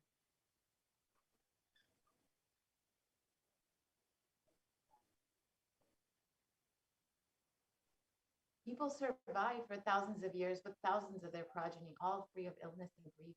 The trees there were bearing flowers and fruits regularly without any injury from pests or insects. The clouds were raining in time, and the wind was delightful to the touch. Every caste performed their duties, satisfied with their own work and bereft of any greed. People were intent on virtue and lived without telling lies. All the people were endowed with excellent characteristics. All were engaged in virtue. You can see how much the kingdom, how the people were living with so much. And his Hastinapur kingdom, ruled by Yudhishthira, was described in the Srimad Mahabharata. They was granted reins to fulfill all wants. No, the world became free of all diseases. There was no hunger or thirst anywhere. There was no mental suffering. Those without livelihood were given livelihood. There was abundance all around. There was no worldly worries left for anyone. And there was no cause for fear either. In fact, the happiness in was greater than in the heaven. And the Hindu nation had so much to contribute to the world in every field, whether it's enlightenment, health, medicine, art, science, technology, aviation, dance and music, clothes and jewelry, even all the social and judicial, legal systems and political systems. So it had a lot of contribute towards the world for the entire humanity. So now let us see how Hindus were destroyed. How was the Hindu nations destroyed?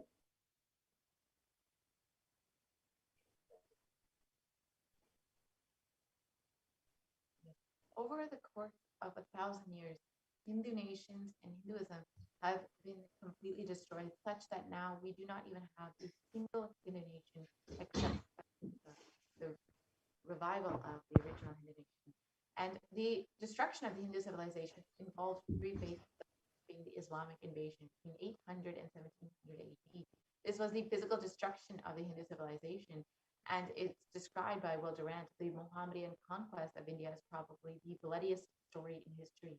The Islamic historians and scholars have recorded with great glee and pride these slaughters of Hindus, forced conversions of women, abduction of Hindu women and children to the slave markets, and destruction of Hindu temples carried out by the warriors of Islam over the course of 900 years.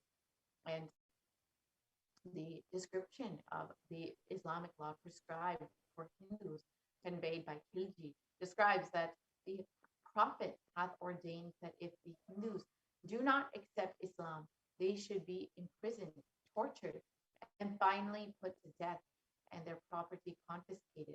To keep Hindus in abasement is especially a religious duty because they are the most embittered enemies of the Prophet. And the Islamic invasions over the course of the 900 years involved 200 million slaughtered, Hindus being slaughtered, 100,000 temples destroyed, and over 1 million deities and scriptures destroyed. And it's described the conquering armies burnt villages, raided the land, plundered people's wealth, took Brahmins and children and women of all classes captive, flagged with thongs of hide, raw hide, carried a moving prison with them, and converted them to the prisoners into obscure Turks. The second phase of the destruction of the Hindu civilization was the British occupation between 1700 and 1947, and this was the economic and psychological destruction of the Hindu civilization. Will Durant again describes, I have seen a great people starving to death before my eyes. I am convinced that this exhaustion and starvation are due not, as their beneficiaries claim, to overpopulation and superstition, but to the most sordid and criminal exploitation of one nation by another in all recorded history. This was here you can see one of the photos from the forced famine. And the British occupation, the British Empire used all possible means to destroy the Hindu civil and cultural institutions in order to delegitimize and demoralize the indigenous people of India so that they would become slaves in their own homeland. This included discriminatory laws to instill feelings of inferiority, engineering famines to starve natives into submission, annexing native kingdoms to undermine the native rule, mistranslating Hindu scriptures to instill feelings of inferiority, and during the British occupation, $45 trillion was looted from India over the course of 200 years, and over 45 million Hindus were put to death due to artificial famines and imposed poverty, and over 680 native kingdoms were usurped by the British Raj. Shashi Tharoor of the Indian Parliament describes the British came to one of the richest country and reduced it to a poster child for third world poverty. The next phase was the secularization of India, which was after independence in 1947 till current day. This has been ruled by brown faces, British attitudes and policies towards Hindus. And Nehru, the first prime minister of India, has described what a disgusting, savage people we are. Politics, progress, socialism, communism, science, where are they before this black religious savagery? India can never be a Hindu Raj.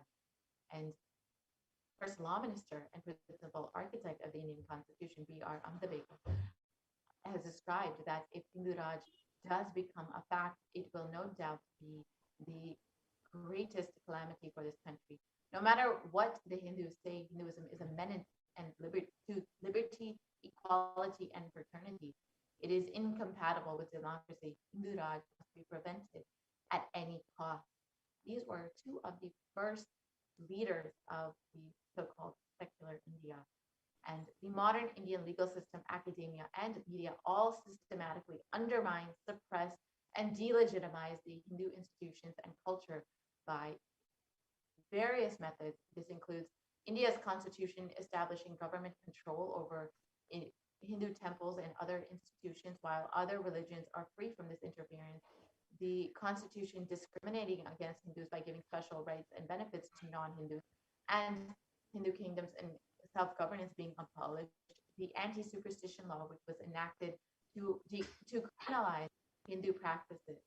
And during the secularization of India, it has been ruled by media narratives used to stereotype and demoralize Hindus.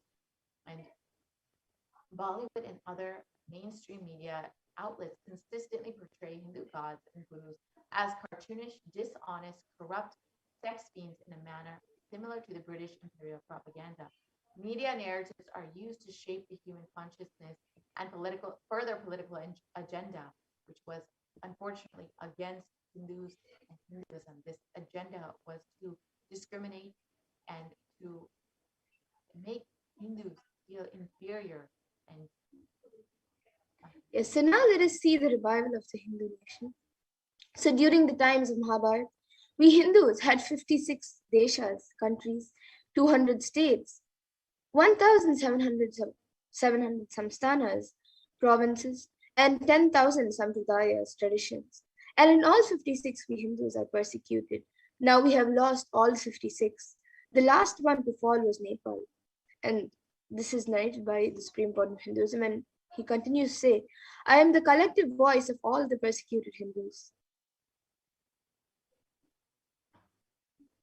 I will revive and rebuild the Hindu nation built on the Vedagamic principles as a refuge for all practicing and aspiring Hindus, a safe haven for all the persecuted Hindus. This is the vision of the Hindu civilization. And this revival of Kailasa, the Hindu nation, is for reviving this whole life of enlightened civilization and all the great things it has to offer to the world, bringing legitimacy to all the offerings Sanatana Hindu Dharma and sharing it with the whole world is the purpose of this Kailasa, the Hindu nation. And Kailasa is the revival of the cosmic constitution. Kailasa is the model nation of how enlightened civilization should be living and administered.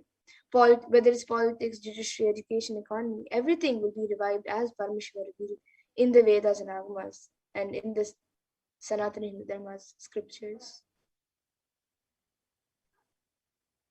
So that is the administration of Kailasa.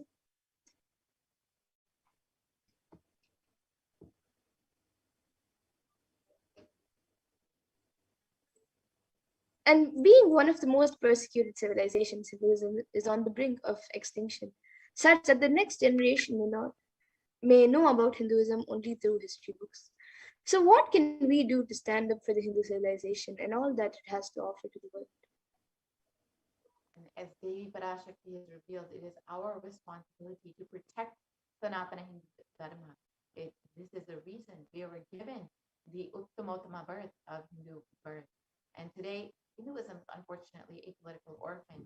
The preservation and restoration of Hinduism's spiritual and cultural heritage is impossible without a national identity. So what can we do to save Hinduism?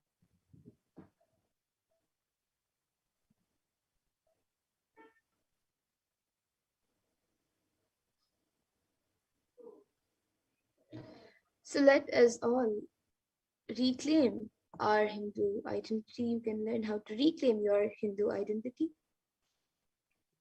As Devi Parashakti has revealed, we have been given this Hindu birth because we have taken the responsibility of protecting Sanatana Hindu Dharma and protecting this whole enlightenment science. It is our responsibility to reclaim our Hindu identity and fulfill our responsibility to protect Sanatana Hindu Dharma. And unfortunately, because of delusion, we have forgotten this responsibility.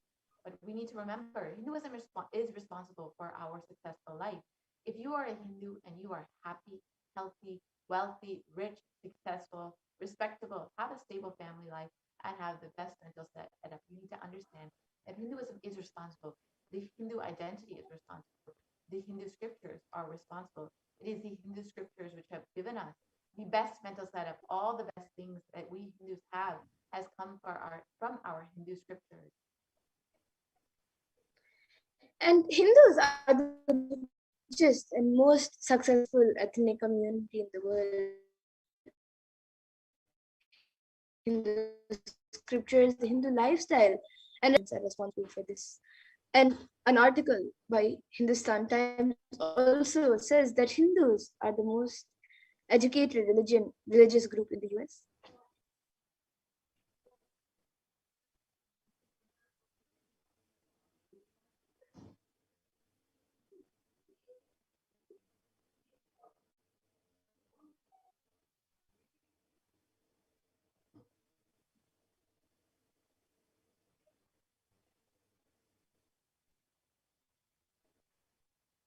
So let us now reclaim our Hindu identity. It is not just the anti-Hindu elements being active. It is the responsible Hindus being inactive, which is responsible for this whole destruction of Hinduism. So let us now take the responsibility and reclaim our Hindu identity. It is, as Devi Parashakti revealed, it is our responsibility as born Hindus, as practicing Hindus, to protect Sanatana Hindu Dharma and protect all the great gifts that Sanatana Hindu Dharma has to offer to the world, this enlightenment science, which has been kept alive because of Sanatana Hindu Dharma. And it is the responsibility of Hindus to revive this enlightenment civilization again and again and give all the gifts of the enlightened civilization to humanity. And the revival of the enlightened civilization, the Kailasa, the Hindu nation, is the survival need for humanity. So it is all the collective responsibility of Hindus to revive the Hindu nation. To revive and protect Sanatana Hindu Dharma and share all that it has to offer the world, to give the enlightenment science to the world again and again. An invitation to all the Hindus out there, those who are born Hindus, practicing Hinduism, those who are sympathetic towards Hinduism, those who are curious towards Hinduism, those who want to explore and enjoy Hinduism. Please come and become a part of this revival of Kailasa, the ancient enlightened Hindu civilizational nation. You can join as a e-citizen of Kailasa by visiting kailasa.org, and you can become an e-Kailashan and avail all the benefits that Hinduism has and has shared with the world. You too can enjoy everything that Hinduism has and share it with the world. So now let us listen to the Supreme Pontiff of Hinduism himself explaining why we need Kailasa, why humanity needs the only Hindu.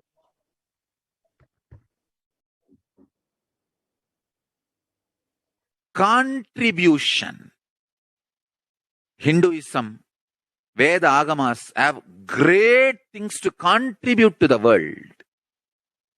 Like the great power manifestation science, the ancient culture and arts, the ancient lifestyle truths, the ancient medical practices and medicinal knowledge, the ancient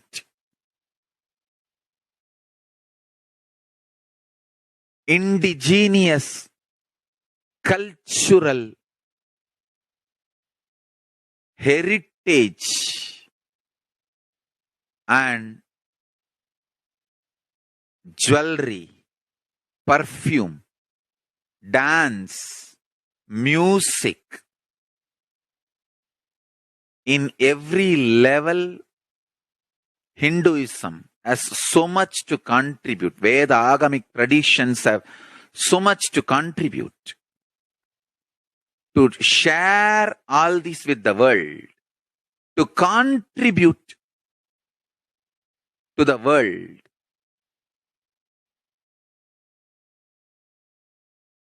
Hindus need to tell the world what they are contributing in every level. The brand of Hinduism itself is enriching and empowering and enlightening. Hinduism is all about enlightening the world. Empowering, enlightening, enriching the world. Contributing.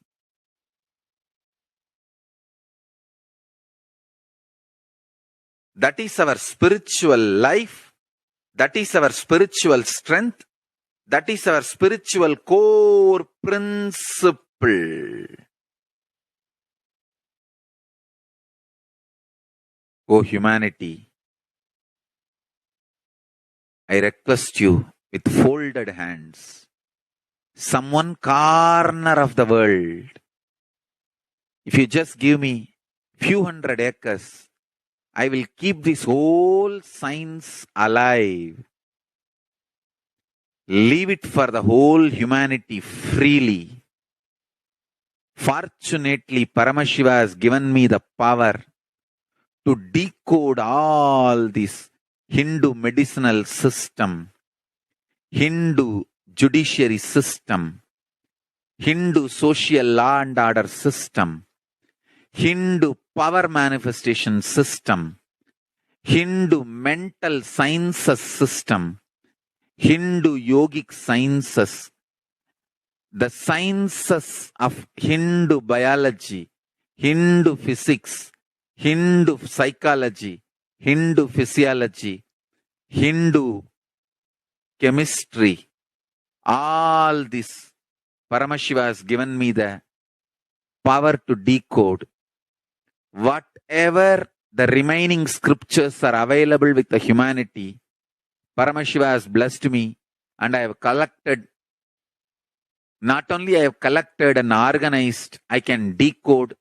This whole science can be kept alive in any one corner of the world. Just few hundred acres are given for me to live peacefully and exist peacefully. I can store this whole thing alive and contribute it to humanity. Humanity can become better and better and better. I can make the planet Earth so much better place to live. I am here to contribute, and I will continue to contribute.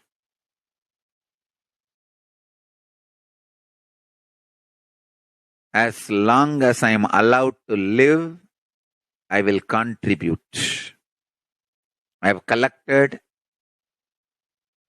all the remaining available scriptures, maybe 2 crore books. 2 crore means 20 million, I think, books on Hindu physics, Hindu chemistry, Hindu biology, Hindu physiology, Hindu psychology, Hindu law and order, Hindu social system, the power manifestation sciences of Hinduism, yogic sciences of Hinduism. I have collected, and Paramashiva has given me the blessings and power code. I have decoded and continuing to decode them. If the humanity, somebody is kind enough to give me few hundred acres in one corner of the world and let me live peacefully, I can keep all these scriptures there and go on sharing with the world, revealing these whole sciences to the world, and go on contributing. I don't need anything other than 1 cup of curd rice every day. That's all. A cup of curd rice per day over. I can go on be giving this to the world. I can add to the world. I can make the world better place to live. That's all I have to say.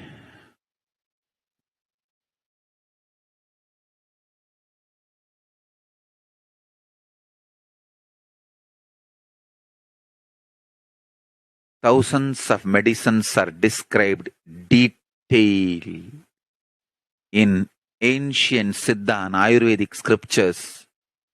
Paramashiva has given me the power to decode them, read them, and properly translate and map them to the modern day human language.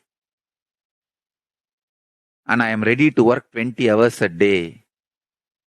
I just need few hundred acres where I can sit peacefully and keep this library, run a Gurukul where thousands of people can learn this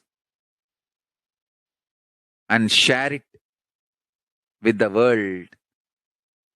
Understand?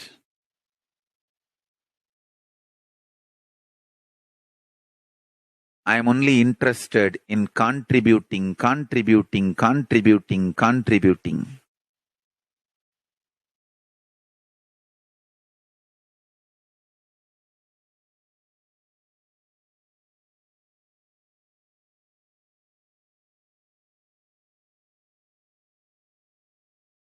If we can decode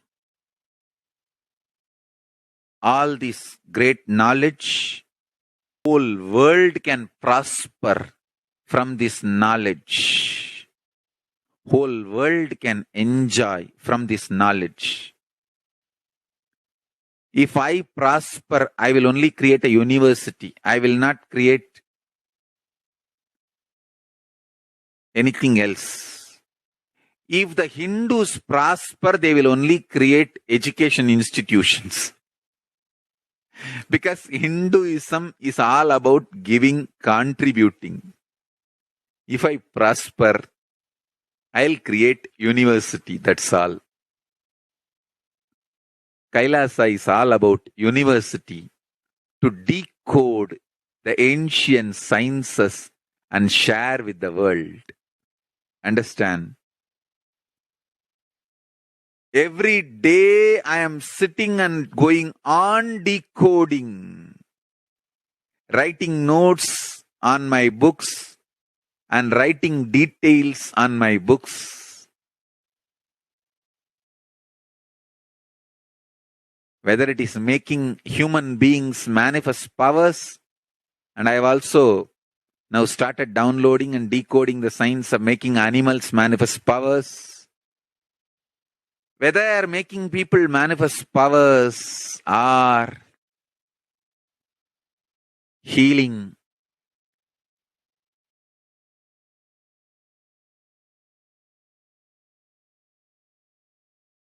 in every life is all about contribution.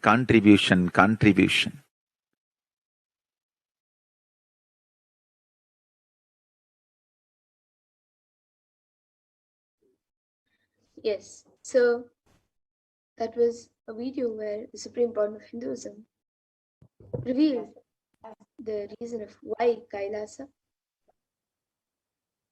So we will now be moving to the next segment of this program where all of us will be learning how you can make your offerings to Devi Parashakti, how you can offer your gratitude to Devi Parashakti.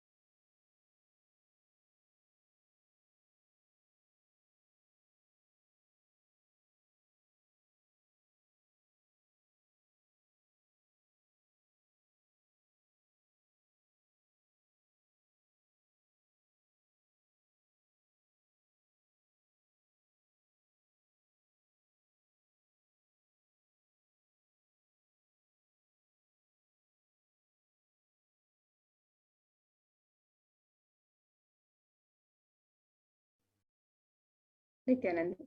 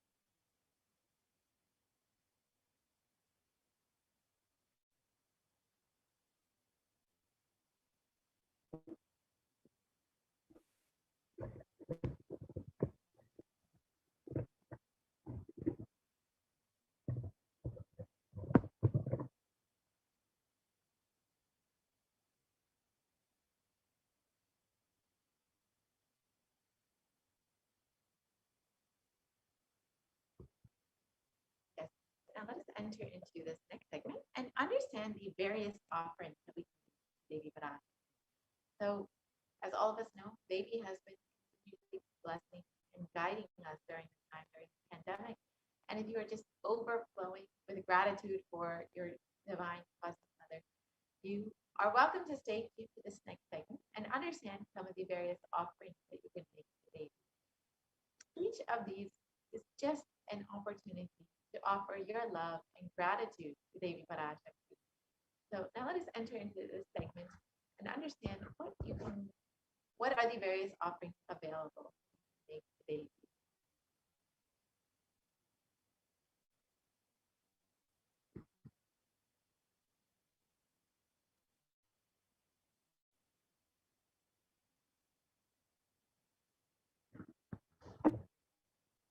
So offerings are a giving of a divine gift of pure love, devotion, and oneness. And it consists of two parts, the giving and the accepting. And only when the divine accepts what one offers, the offering becomes complete. Offerings are not made out of fear nor out of greed, but when an avatar lands, the offerings are purely a part of the grand Leela laid out for the only purpose of enlightenment.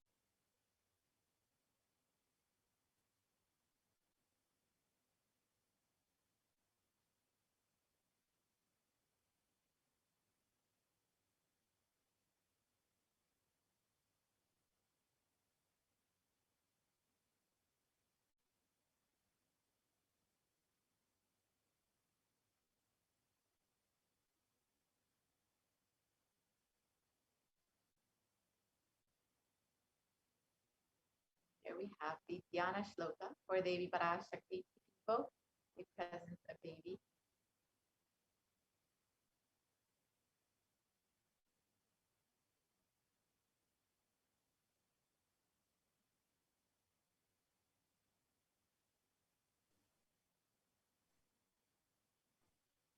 The Dhyana Shloka for Devi Parashakti describes her grace and splendor. And let us remember Devi Parashakti's form and grace through this Dhyana Shloka as we get ready to receive her darshan, as we get ready to receive her with our sacred offerings. This verse from the Moola Agama, Manonmani Dhyana. Induni bhaveda karavani nayanam syat pankajavara japakshara sarayuktam angahima bhushana vichitra vasanam syat tungamakutojvala manonmani swarupam.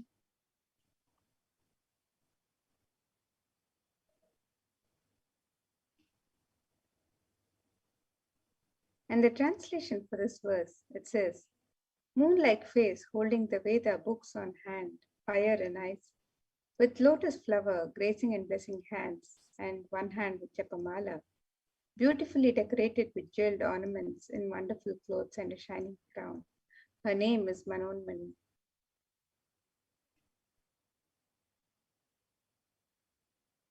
And another verse from the Manonmani Dhyana, the Moola Agama, it says, Dhyayet devim trinetram shashini bhavadanam vedahastam dadhanam savye padmam varadam apare bhayam chakshamalam divyairabharanair vibhushita tanum brahmadi vipujitam devi meva manonmanim pratidinam kamarthadatrim shubham.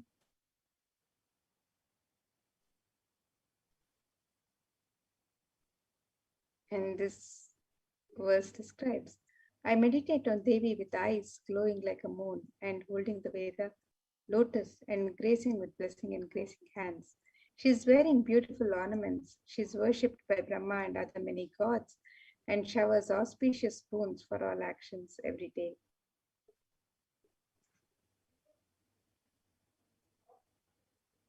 And in the Hindu tradition, the various offerings to the divine is made in the sacred element of gold. To see the scriptural references for the significance of the divine element of gold, the Atharva Veda describes Treda Jatam Janmanedam Hiranyam Agnirekam Priyatamam Babhuva Somasyaikam and Sitasya Parapatata Apamekam Veda Samreta Ahutatte Hiranyam Trividastvavai Vishe.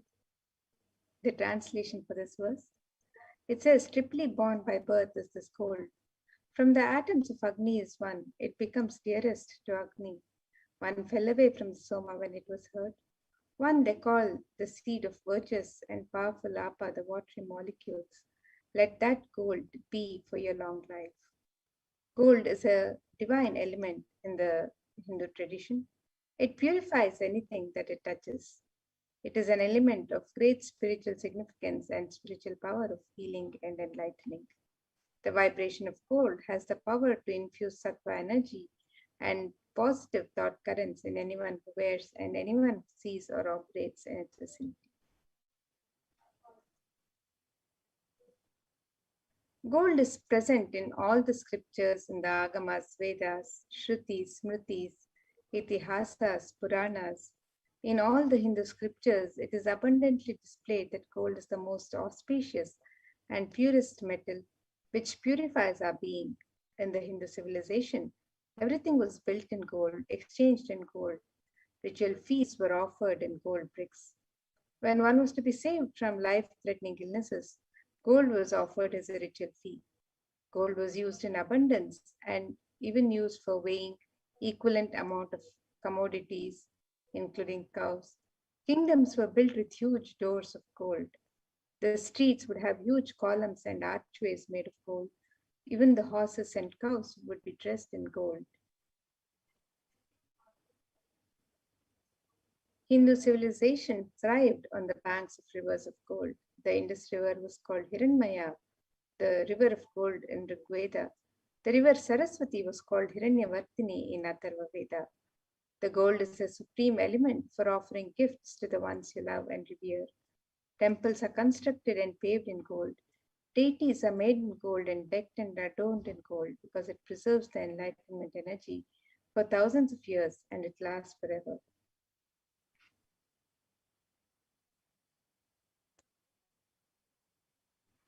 So let us now see the various traditional offerings that can be made to Devi Parashakti on the website www.kailasamailer.com/sevas. And Devi is described as the one who is fond of true devotion. This verse describes Devi's love for true devotion. It says, Bhakti Priya, Bhakti Kamya, Bhakti Vashya, Bhaya Paha, Shambhavi Sharadaradhya, Sharvani Sharmadaini. The translation for this verse. It says, Devi is fond of true devotion and is realized through true devotion.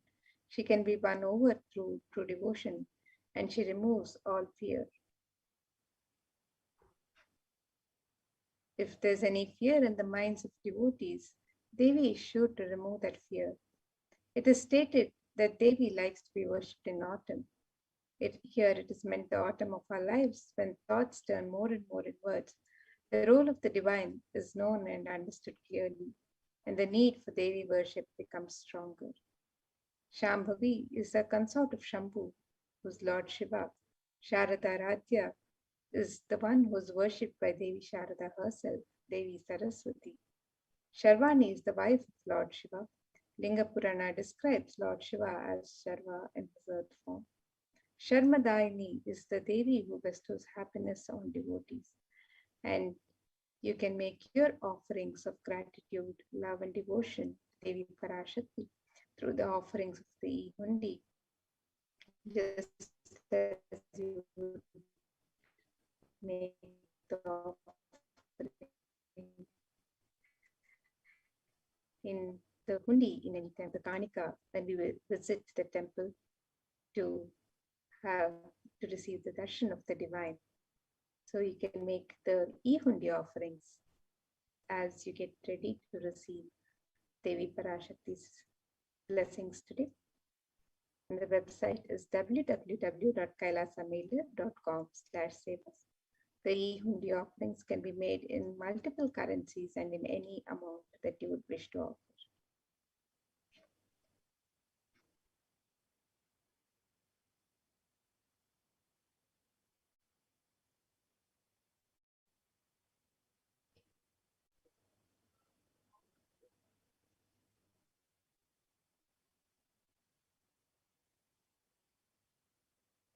The next offering that we have is the offering of Sankalpa chanting Devi Parashakti. Before you start anything in your life, or you enter into something new, or if you want to just manifest something in your life, you should always set a conscious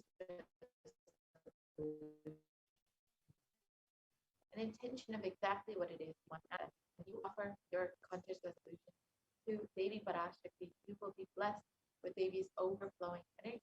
Manifest exactly what it is you want in your life. And it is stated in the Devi Mahatmya that the goddess enchants this universe, and she herself gives birth to this universe. That goddess, being great without interest in anything, gives that knowledge that leads to salvation and gives wealth in the materialistic sense. So anyone who offers this conscious resolution, this sankalpa to Devi Parashakti, will be blessed with the fruition of all their desires.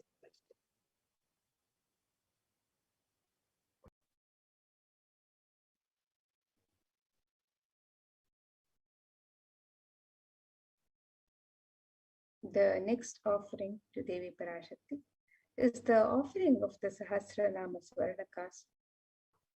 And in the Lalita Sahasranama, Devi Parashakti is described as Nama Parayana Prita, she who likes the repetition of her various names.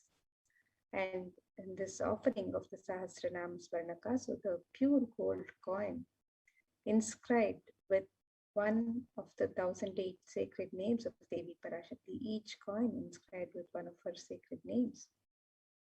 This is a very special and unique archana of Devi Parashakti.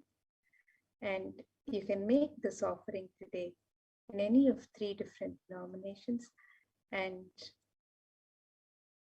you can offer any number of coins as you would like. And each coin inscribed with the divine qualities, the Ananta Kalyana gunas of Devi Parashakti. And this offering blesses you with imbibing the divine qualities of Devi Parashakti herself, the Ananta Kalyana gunas of Devi Parashakti herself. So you can make this offering on the website www.kailasamailer.com/sevas.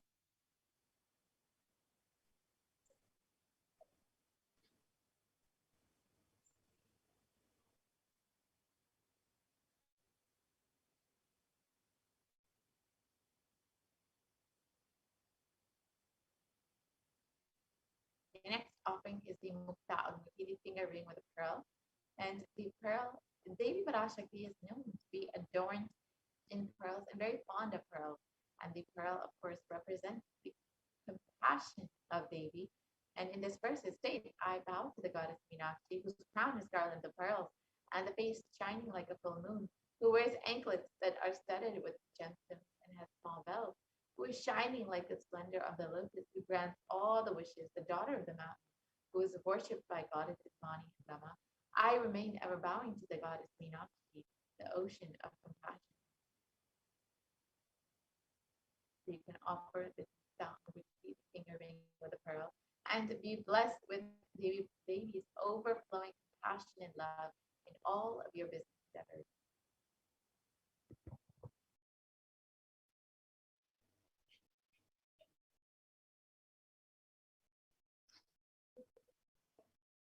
And the next offering to Devi Parashakti is the offering of the Swarna Padma Pushpa, the gold lotus flower. The Kamika Agama verse describes the significance of the gold lotus. This verse says, Ashtavidyeshwaropeta Kumbha Varana Samyutam Sarve Sasutra Vastradhya Hema Pankaja Bhushitaha Sapidanna Satcha Kurachascha Pakva Bilva Palaprabha Snapanadhyaya Samsiddha Pramanena Samanvitaha. And the meaning of this verse, it says, all the kalashas should be wound around with suitable thread and covered with a new cloth. They should be adorned with the lotus flower made of gold. There are hundreds of scriptural references in the Hindu scriptures for using the lotus for the worship of Paramashiva. Almost everything in the worship of the ultimate involving the consecration of the deities of worship or meditating on the mudras and asanas used during worship involves the lotus flower, the lotus leaf, the lotus pericarp, the lotus petals. The lotus is a divine flower in the Hindu tradition.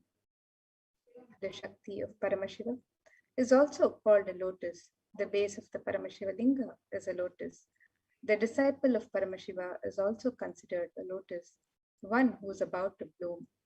You can offer the gold lotus in any of 3 different sizes as you would wish to offer, and be blessed to have the state, space, powers, and being of Devi Parashakti in your inner space amidst any and every adverse situations in life. And you can make this offering on the website www.kailasamailer.com/sevas.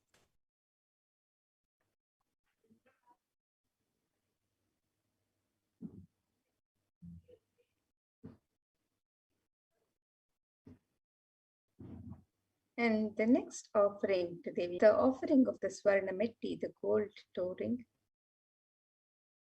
And you can make this offering to Devi Parashakti to adorn her lotus feet, her divine lotus feet. A verse that describes the grace and beauty of Devi's lotus feet. It says, Nakadhiti Sanchanna Namachanna Tamoguna Padadvaya Prabhajala Parakrita Saroruha the translation for this verse.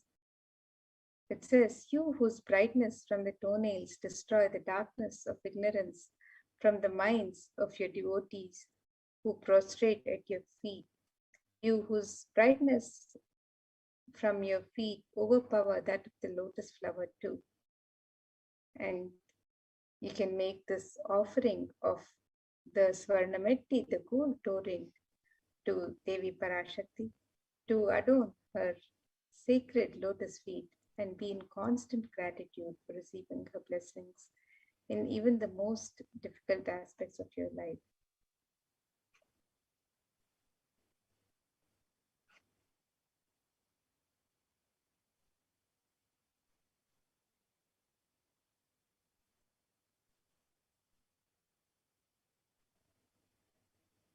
So you can offer this toe ring to Devi Parashakti to adorn her feet.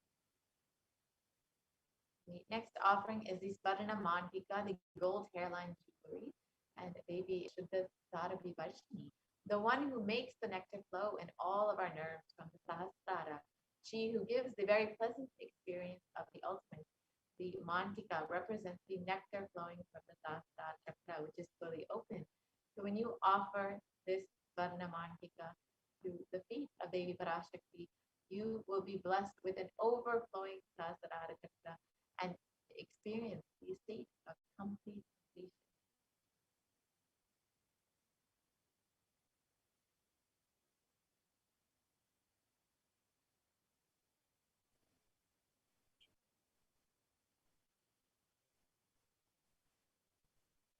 And the next offering to Devi Parashakti is the offering of the Pratyaksha Pada Puja. This is the most traditional and sacred offering from disciple to guru in the Hindu tradition. And in Saundarya Lahari, the 83rd shloka, it describes the feet and the toenails of Devi Parashakti. It states the toenails have been sharpened by constantly being touched by the crowns of celestial beings who prostrate before Devi. And she removes the ignorance, the tamoguna, the darkness of ignorance in the minds of the devotees who constantly prostrate before Devi, and they attain the ultimate knowledge. You can offer the Pratyaksha Pada Puja to the divine lotus feet of Devi Parashakti and receive the blessings of all auspiciousness of Devi Parashakti and the Nijavatara through whom Devi Parashakti is manifesting today, the Supreme Pontiff of Hinduism, Jagat Guru Mahasannidhanam, His Divine Holiness, Bhagwan Sri Nithyananda Paramashivam. And you can make this offering of the Pratyaksha Pada Puja on the website www.kailasamailer.com/sevas.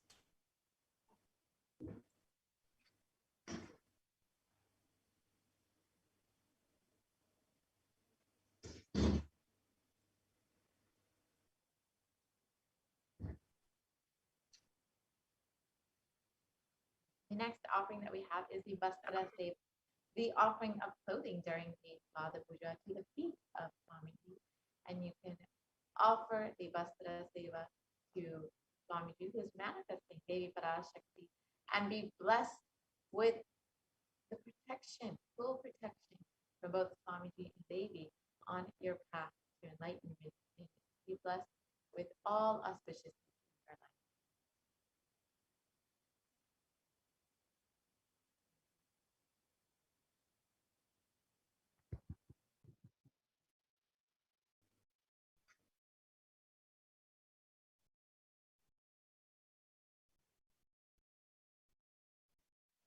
So here is a summary of the various offerings that can be made to Devi Parashakti on the website as you get ready to receive her darshan today. So the traditional offerings of the Ihundi, the Sankalpa chanting, the offering, the conscious resolution, the Devi Sahasranama Kasu, which is the pure gold coin inscribed with one of the 1,008 sacred names of Devi Parashakti. The Mukta Anguti, the gold ring embedded with pearl. The Swarna Padma Pushpa, the gold lotus flower. The Swarna Metti, the gold toe ring to adorn the lotus feet of Devi Parashakti. The Swarna Mangtika, the gold hairline jewelry representing the overflowing nectar from the Sahasrara.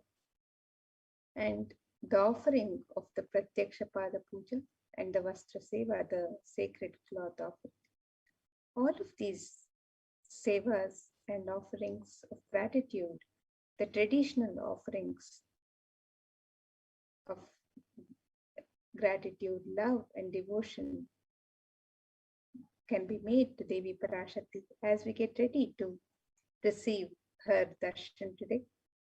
We can make all of these traditional offerings on the website www.kailasamailer.com/sevas.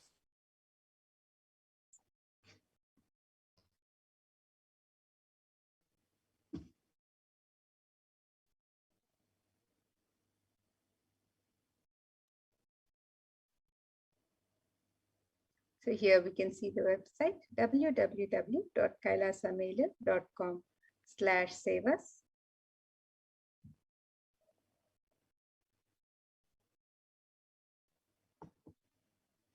And you can make the offering of the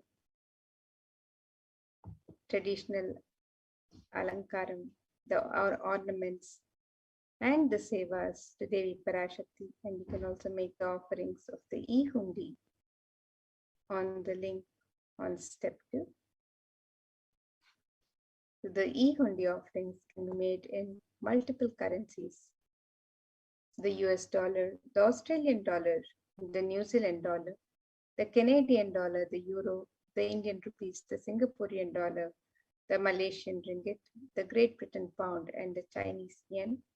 And you can make these offerings in any amount as you would wish to offer.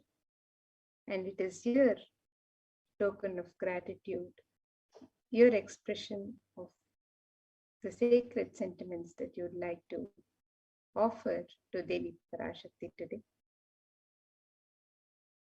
And if you'd like to make a traditional offering of any of the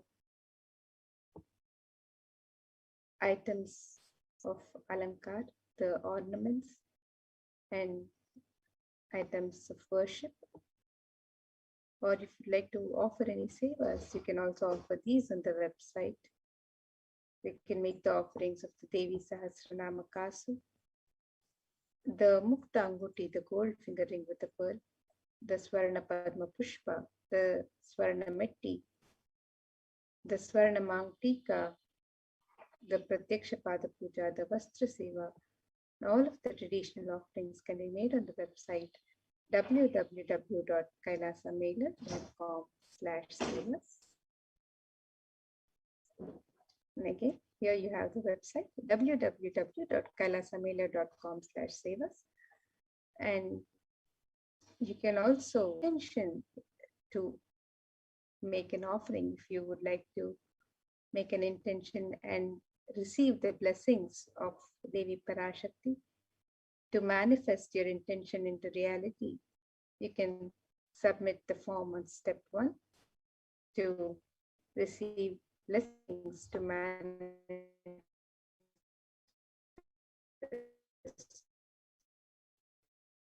your reality, and form on step 3 with your name and the names of your family members, your prayer, your sankalpa to Devi Parashakti, and receive the blessings of Devi Parashakti for yourself and your family members when the puja and archanas are offered to Devi Parashakti.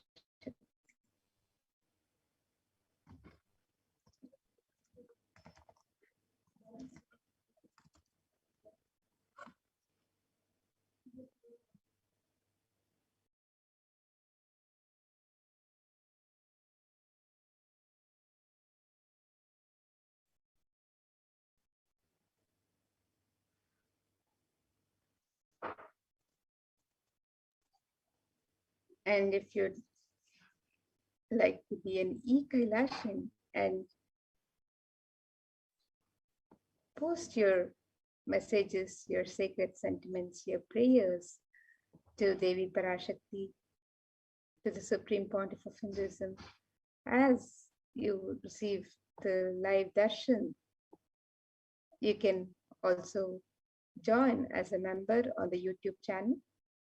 Become an e-Kailashian, show your support for Kailasha by becoming an e-Kailashian, and also post on the YouTube live chat your messages to Devi Parashakti, your prayers, your messages of gratitude and devotion. You can post on the live chat, on the YouTube live chat, on the channel, Kailasa's HDH Nithyananda YouTube channel. So you can join now as a member to receive the darshan and blessings and show your support for Kailasa. And if you'd like to be notified of all the live events and happenings and notifications of when new videos are uploaded, you can also click on the subscribe button on the channel. So there are many ways that you can be part of this, part of e-Kailasa, and also express your love and devotion to Devi Parashakti. And as you get ready to receive her darshan today, you can also make the traditional offerings. It is the tradition in Hinduism that whenever we receive the darshan of the divine, when we visit the temple, when we go to receive the darshan of the divine, we always make some offering of our sacred sentiments at the feet of the divine. It is said that we can never go empty-handed when we go to the temple to have the darshan of the divine, when we go to visit a guru, when we go to receive the darshan of the guru or the divine. It is that we do not go empty-handed. We take just a little something. It could be just a coin, just a small offering, but it is the expression of our love and devotion. It is the sacred sentiments of the devotee to the divine.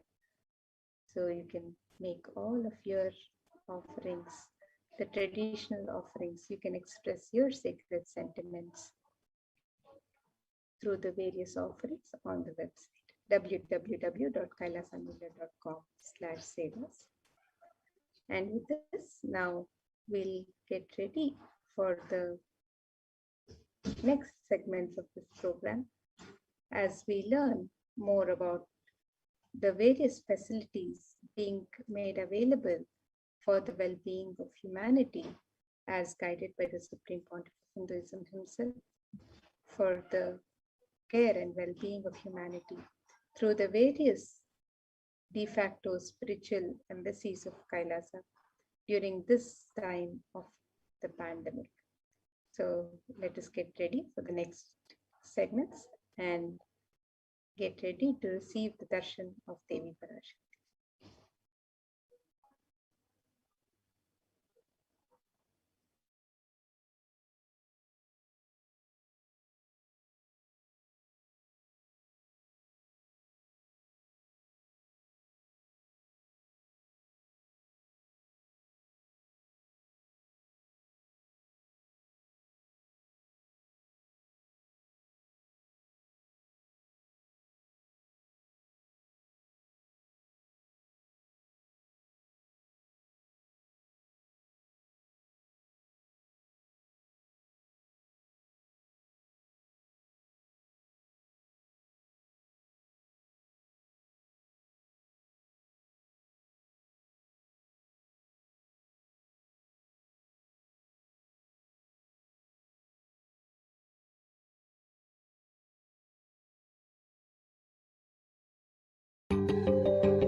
Most easiest, most powerful, most inspiring, most exciting way to connect with life as the form of mother. Navaratri is the time to connect with cosmos as mother. Celebrate cosmic mother. This 9 days we worship mother, worshipping divine feminine. யாதுமாகி நின்றாய் காளி ஓம் காளி ஓம் சக்தி ஓம் காளி ஓம் சக்தி ஓம் சக்தி ஓம் சக்தி ஓம் சக்தி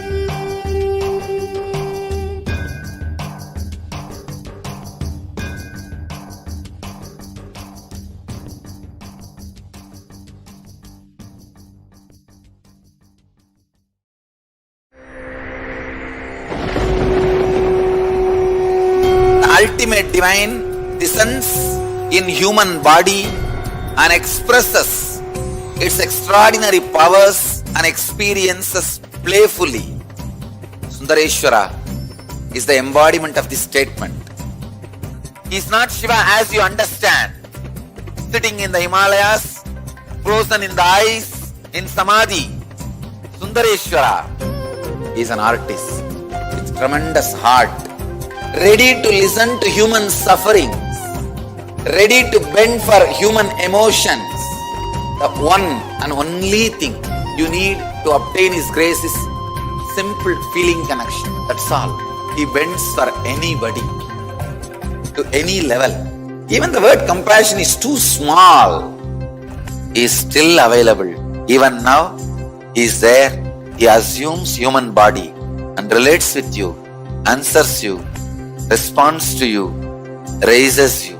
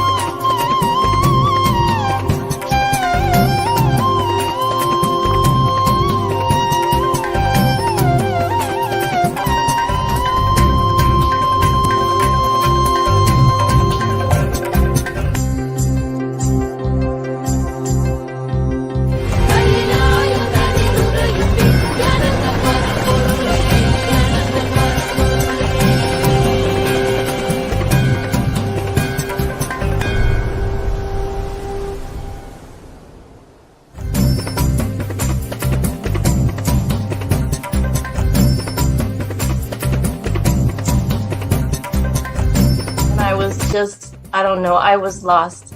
And then he was done speaking, and just tears just saw my face. I'm just like, ugh, I don't know what just happened. It was just like unbelievable, just unbelievable. I was just, I'm shaking now just remembering it. I don't know what shifts inside you. It's just, I literally felt the strong initiation happening at that time when Swamiji blessed. I don't know, it just puts you in some different world altogether, and suddenly everything seems possible. Everything seems, like that impossibilities in that 1 second, fraction of a second, that impossibility drops from you. And you just, everything seems possible, that you get into that space of possibility. And I think, that is the greatest, dropping the impossibilities is really, and something changes in you, something shifts in you. You can physically feel the change. And the energy that is generated, it really, it's phenomenal.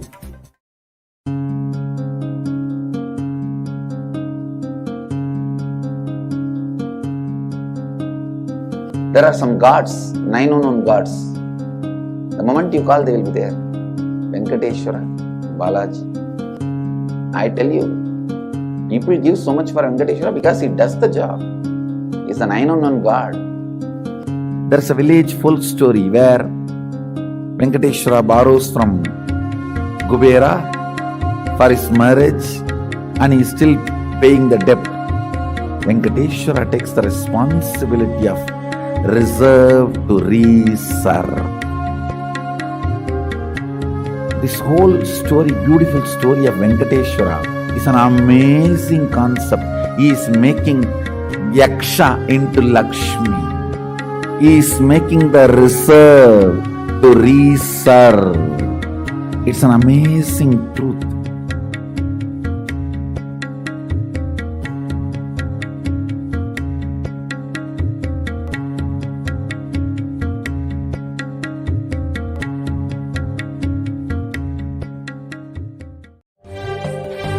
காளியின் ஆட்டத்தை ஆனந்தத்தை ஆனந்தத்தொடு ஆடிய ஆட்டத்தை கண்டோர் உயிருக்குளெல்லாம் இறங்கி குண்டலினிவில் உயிர்ப்பிக்கச் செய்து மாய மனத்தின் இருளை அகற்றி மாயம் அழித்து மங்களம் தந்து குரு பக்தியும் சிவ பக்தியும் பரமசிவ பக்தியும் பரமசிவ சக்தியும் அளிக்கின்றேன். மனமாயை விடுத்து குரு பதத்தை பற்றுங்கள். நித்யானந்தமாய் நிஜாவதாரமாய் வந்துதித்த என்னை வாழ்வில் எல்லா நலமும் பெற்றிடுங்கள். ஓம் ஓம் ஓம். யாதுமாகி நின்றாய் காளி, ஓம் காளி ஓம் சக்தி, ஓம் காளி ஓம் சக்தி, ஓம் சக்தி ஓம் சக்தி ஓம் சக்தி. ஓம் ஓம் ஓம் ஓம்.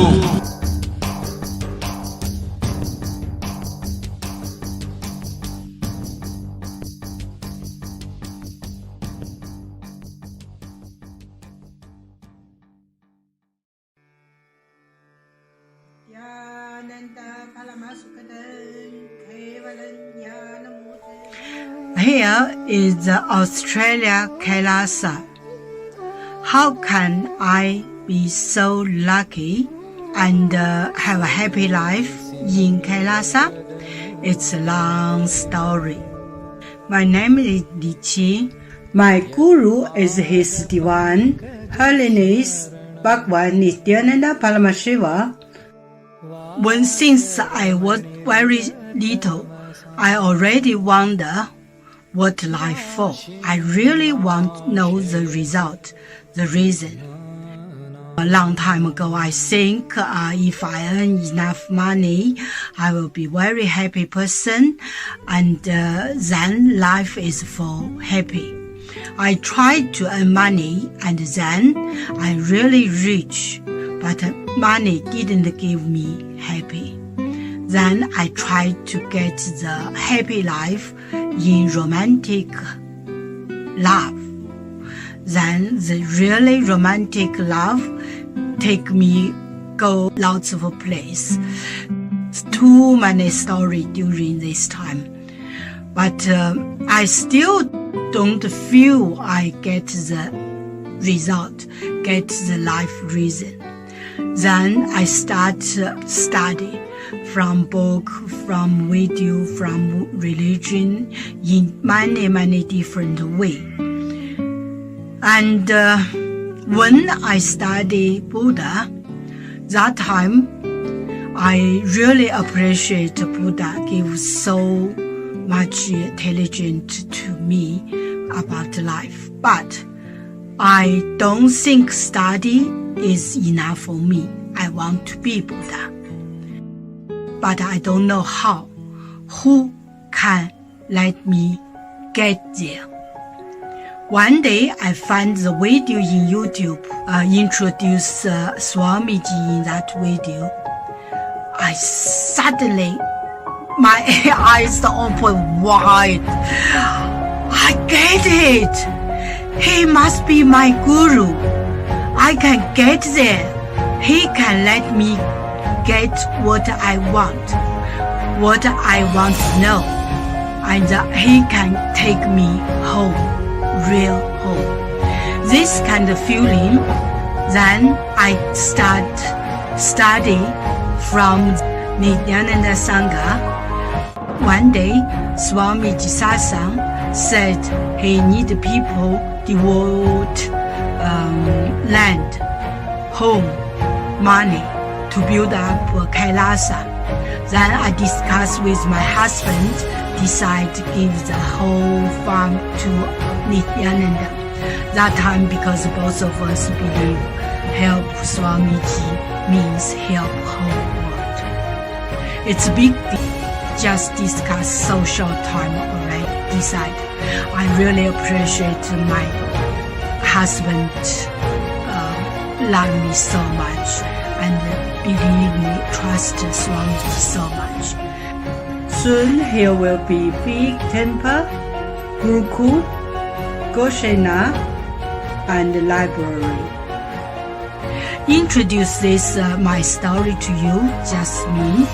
Don't give up any chance to be founding father of Kailasa. It's best thing you can do in your life.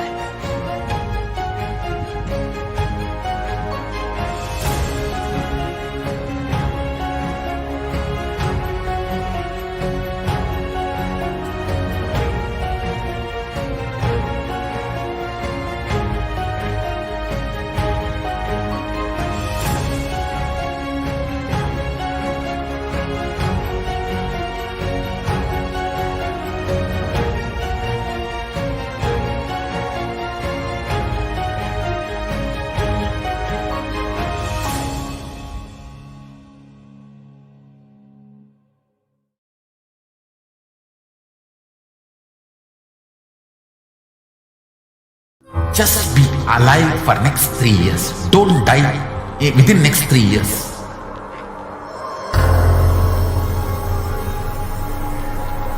Just don't die within next 3 years.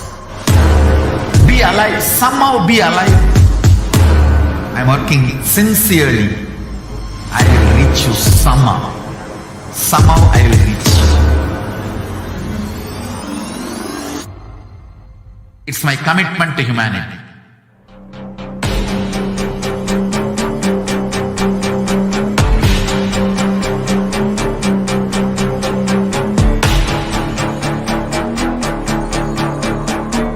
Just don't die within next 3 years. I will reach you wherever you are, whichever corner of the world you may be. I will reach you with enlightenment. You manifesting the space, state, powers, being Paramashivoham. It is possible, and it is possible for you.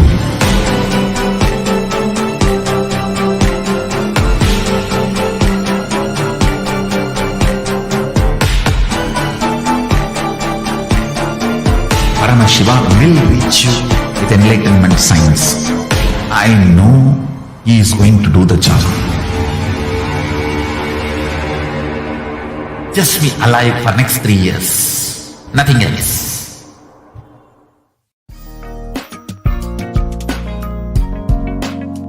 We get you health. We get you ability to build beautiful relationships in your life. We get you direct spiritual support, and we make sure you become wealthy.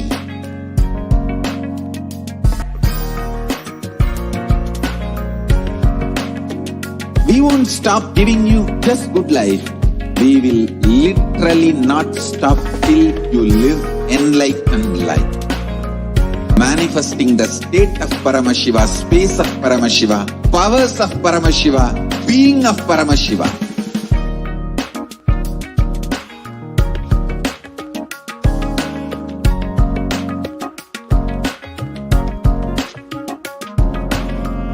Whole world should become e-Kailashians.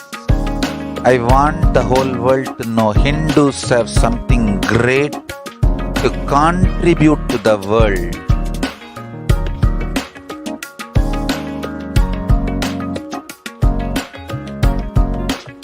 We have something great to contribute to the world. Let us do that.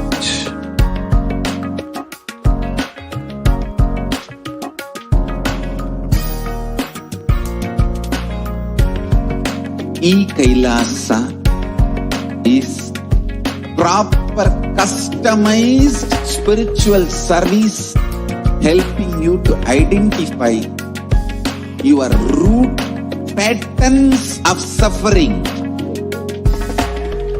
We have perfected the science of helping every individual from every cultural, religious, nationality background.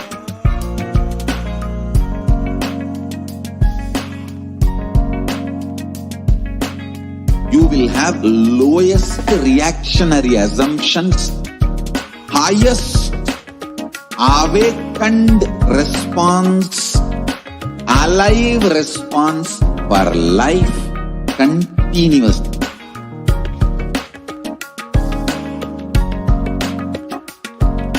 E-Kailasa is enlightenment ecosystem, literally enlightenment itself in your own home, wherever you are.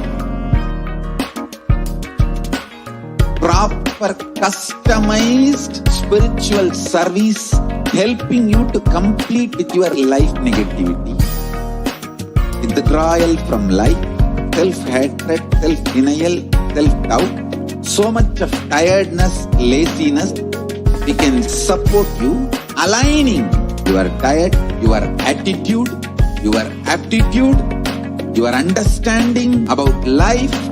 We can help you with everything.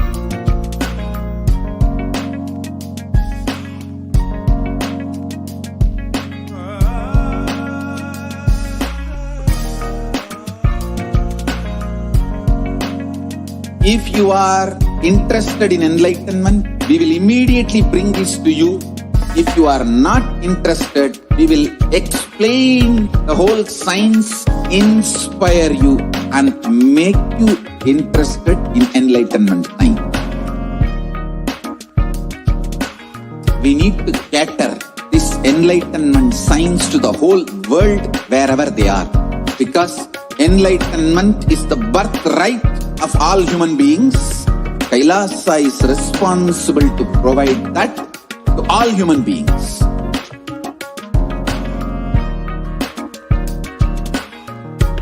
Kailasa is the totality of the knowledge I received from my gurus and practice manifested in my life, perfected by teaching millions of people from all cultures, time zones, backgrounds, nationality, race, from every creed.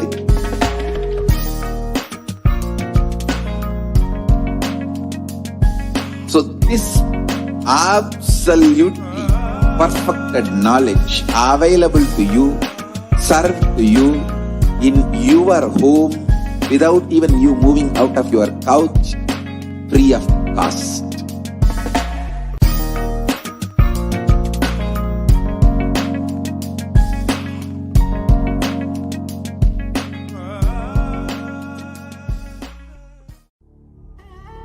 What I mean by the word E-Kailasa, enlightenment ecosystem, literally enlightenment itself in your own home, wherever you are. If you cannot come to Kailasa, it's okay. Kailasa can come to you. Kailasa coming to you is E-Kailasa.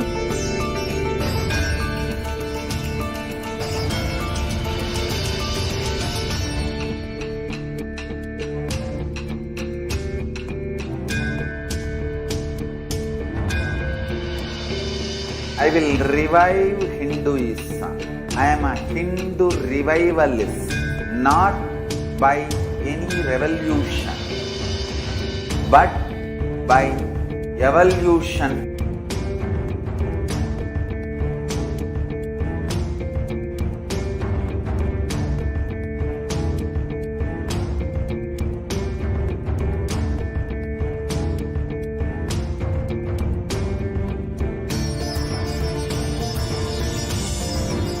and setting model communities.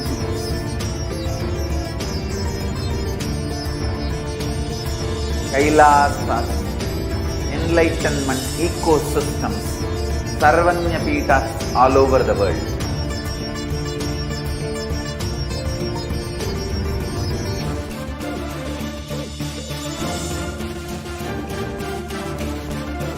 All powerful cognition, knowledge, only when you live, power manifestation and possibilities manifestation happens. It's a fundamental truth.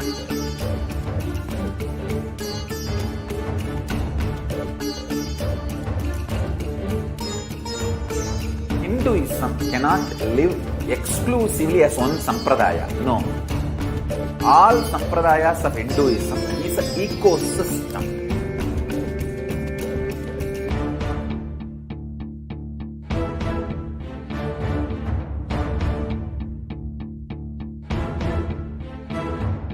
So, thinking that if one sampradaya is attacked, only that sampradaya is going to be affected. All of us are ecosystems.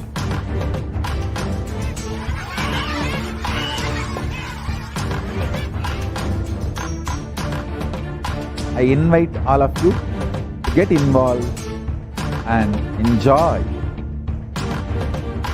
Hinduism by the principle of Dharmo Rakshati Rakshitaha. When you protect Dharma, Dharma protects you. We will make the whole planet flourish spiritually. The spiritual prosperity will happen to the whole planet. We all have to coexist together.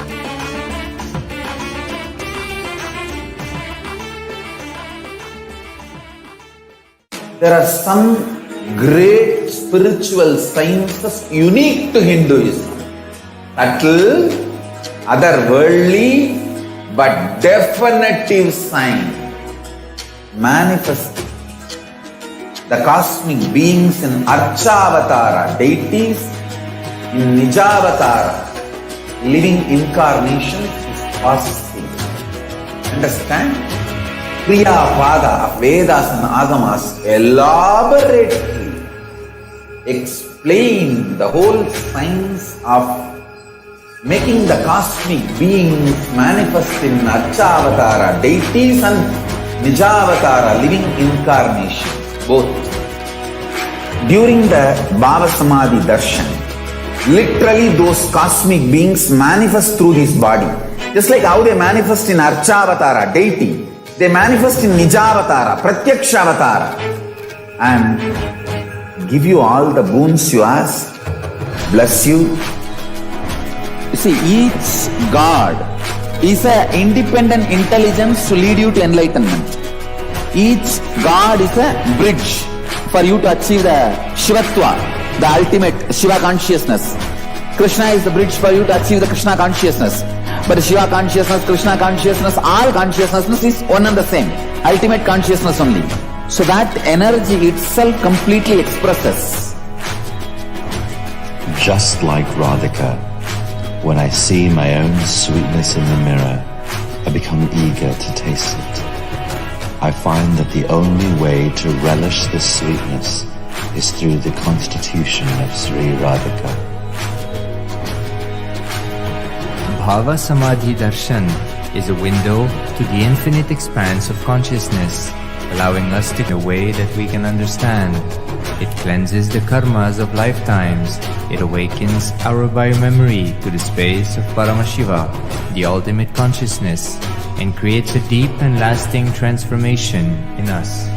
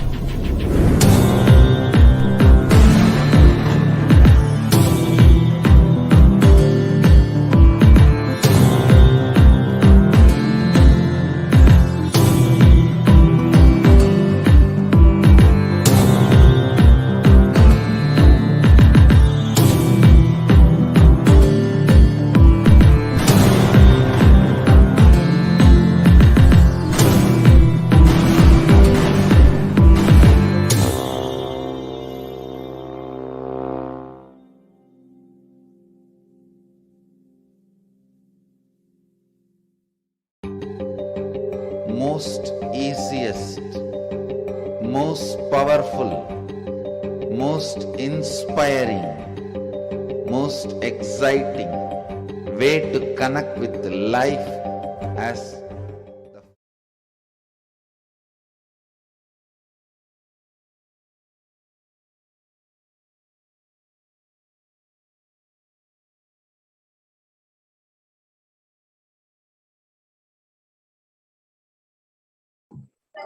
Nithyanandam.